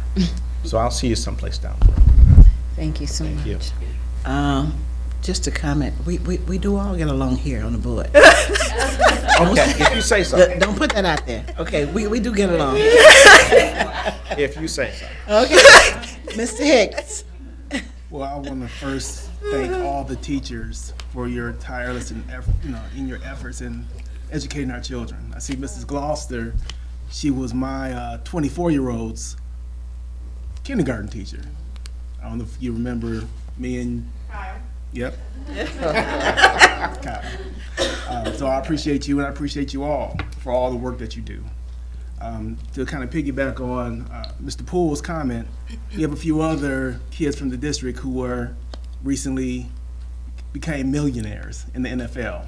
We have Josh Jones, we have Malik McDowell, both children from the district. So we have a lot to be proud of. We have a lot of kids in every field of human endeavor who are achieving, and we should all be proud of that. We have a lot of work to do, and a lot of the comments made tonight that we didn't comment on, we're listening. We just got to find ways to make things happen. We have to leverage community and corporations more. One of the things that we talked about in closed sessions, well, how do we leverage some of the local headquartered businesses who have budgets to do work in the community? How can we leverage getting some of that money channeled into our district? I mean, my employer is Blue Cross Blue Shield. Blue Care Network is based in Southfield. So is two of our other companies. We have other companies who are headquartered in Southfield. I think we need to do a better job at reaching out and partnering with these organizations to help fill some of our gaps. Yeah, money's important, but we need to figure out how we can do a lot of things better, more efficiently, how we leverage our networks locally to help us offset some of our costs so that we can do better for our kids. Thank you. Ms. Rice. Well, first let me thank Board President for going first. Every board meeting I have to go first, so this time I get to go last. We'll switch it out. Yeah. We'll switch it out. But I will be short and sweet. I do want to thank the board president and Dr. Wood for following up on our parent concerns regarding the healthy meals. I have been following up with my son as well, asking him every day about his lunches, and I'm happy to hear that there will be some changes that are forthcoming. Additionally, Dr. Wood, the video with Why I Teach, I think we should go on a road show with that. Open house, curriculum night, back to school fair. Everybody needs to see that video. And if they see it, everybody would want to come to Southfield Public Schools. I think that we just can't share it enough. Right. And I was proud to see that the teachers were proud of what they do on a regular basis. So thanks for sharing that. Additionally, we had a number of parents, staff, students to come out on Ms. Watson's behalf. My son is a product of Vandenberg World Cultures Academy, very sound education foundation, and I attribute that, and I just want to say publicly, thank you to you, Ms. Watson. You was his 4th grade teacher. He left Vandenberg 2 grade levels above in a couple different subject areas, and I echo a lot of the same sentiment that some folks shared at the podium, that it is a family community over there at Vandenberg World Cultures Academy. So thanks for all of the comments tonight, and we hear you. Additionally, thank you to the secretaries for coming out and the parents for speaking on their behalf. It's good to hear the continued sentiment shared at the board meetings regarding that subject matter. And last but certainly not least, Dr. Wood, thank you for all of your services, your dedication to the children. I've had an opportunity to work with you on a number of different initiatives. Always an upstanding job. We're definitely going to miss you. I just want to thank you for your courageousness for Imagine 2020 and your commitment to the blueprint. Those are some change agent opportunities for our district. And to have the courageous notion to be able to pull that forward just speaks to the leadership in you. And I just can't thank you enough for your services, and I wish you well. Thank you. Thank you very much. All right. Board President, Yes. if we could just recap some of the board requests that came forth as we've discussed. The board request. There were a few. You have some? Yeah, I've been taking note of them. Okay, sure. Well, it's been asked on several occasions that we received the curriculum and instruction PowerPoint presentation, so I have that noted as many board trustees have requested that. Trustee Hicks requested a timeline to know when the curriculum vision, like the status updates on it. Trustee Rice would like to see that there's more science representation involved in the curriculum visioning.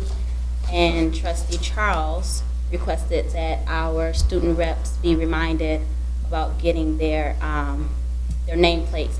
And I didn't say it tonight, but I did mention it at our previous meeting, that the academies over at Southfield A&T, that we see about some type of marketing campaign for that, so that we can increase awareness. So that's it. Thank you. Ms. Kristen, you have those comments, right? Thank you so much. Okay, we're now at future board meetings. Wednesday, May 10th at 6 p.m. Special board meeting to interview interim superintendent candidates. Tuesday, May 16th at 6 p.m. Special board meeting. Wednesday, May 17th at 6 p.m. Special board meeting with closed session. Tuesday, May 23rd at 6 p.m. Student hearing with Trustee Robinson, Joyce, Charles, and Rice. Wednesday, May 24th at 6 p.m. Special board meeting. Tuesday, June 6th at 6 p.m. Truth in Taxation budget hearing. Tuesday, June 13th at 7 p.m. Regular board meeting. Thank you all for coming. This meeting is adjourned. Okay.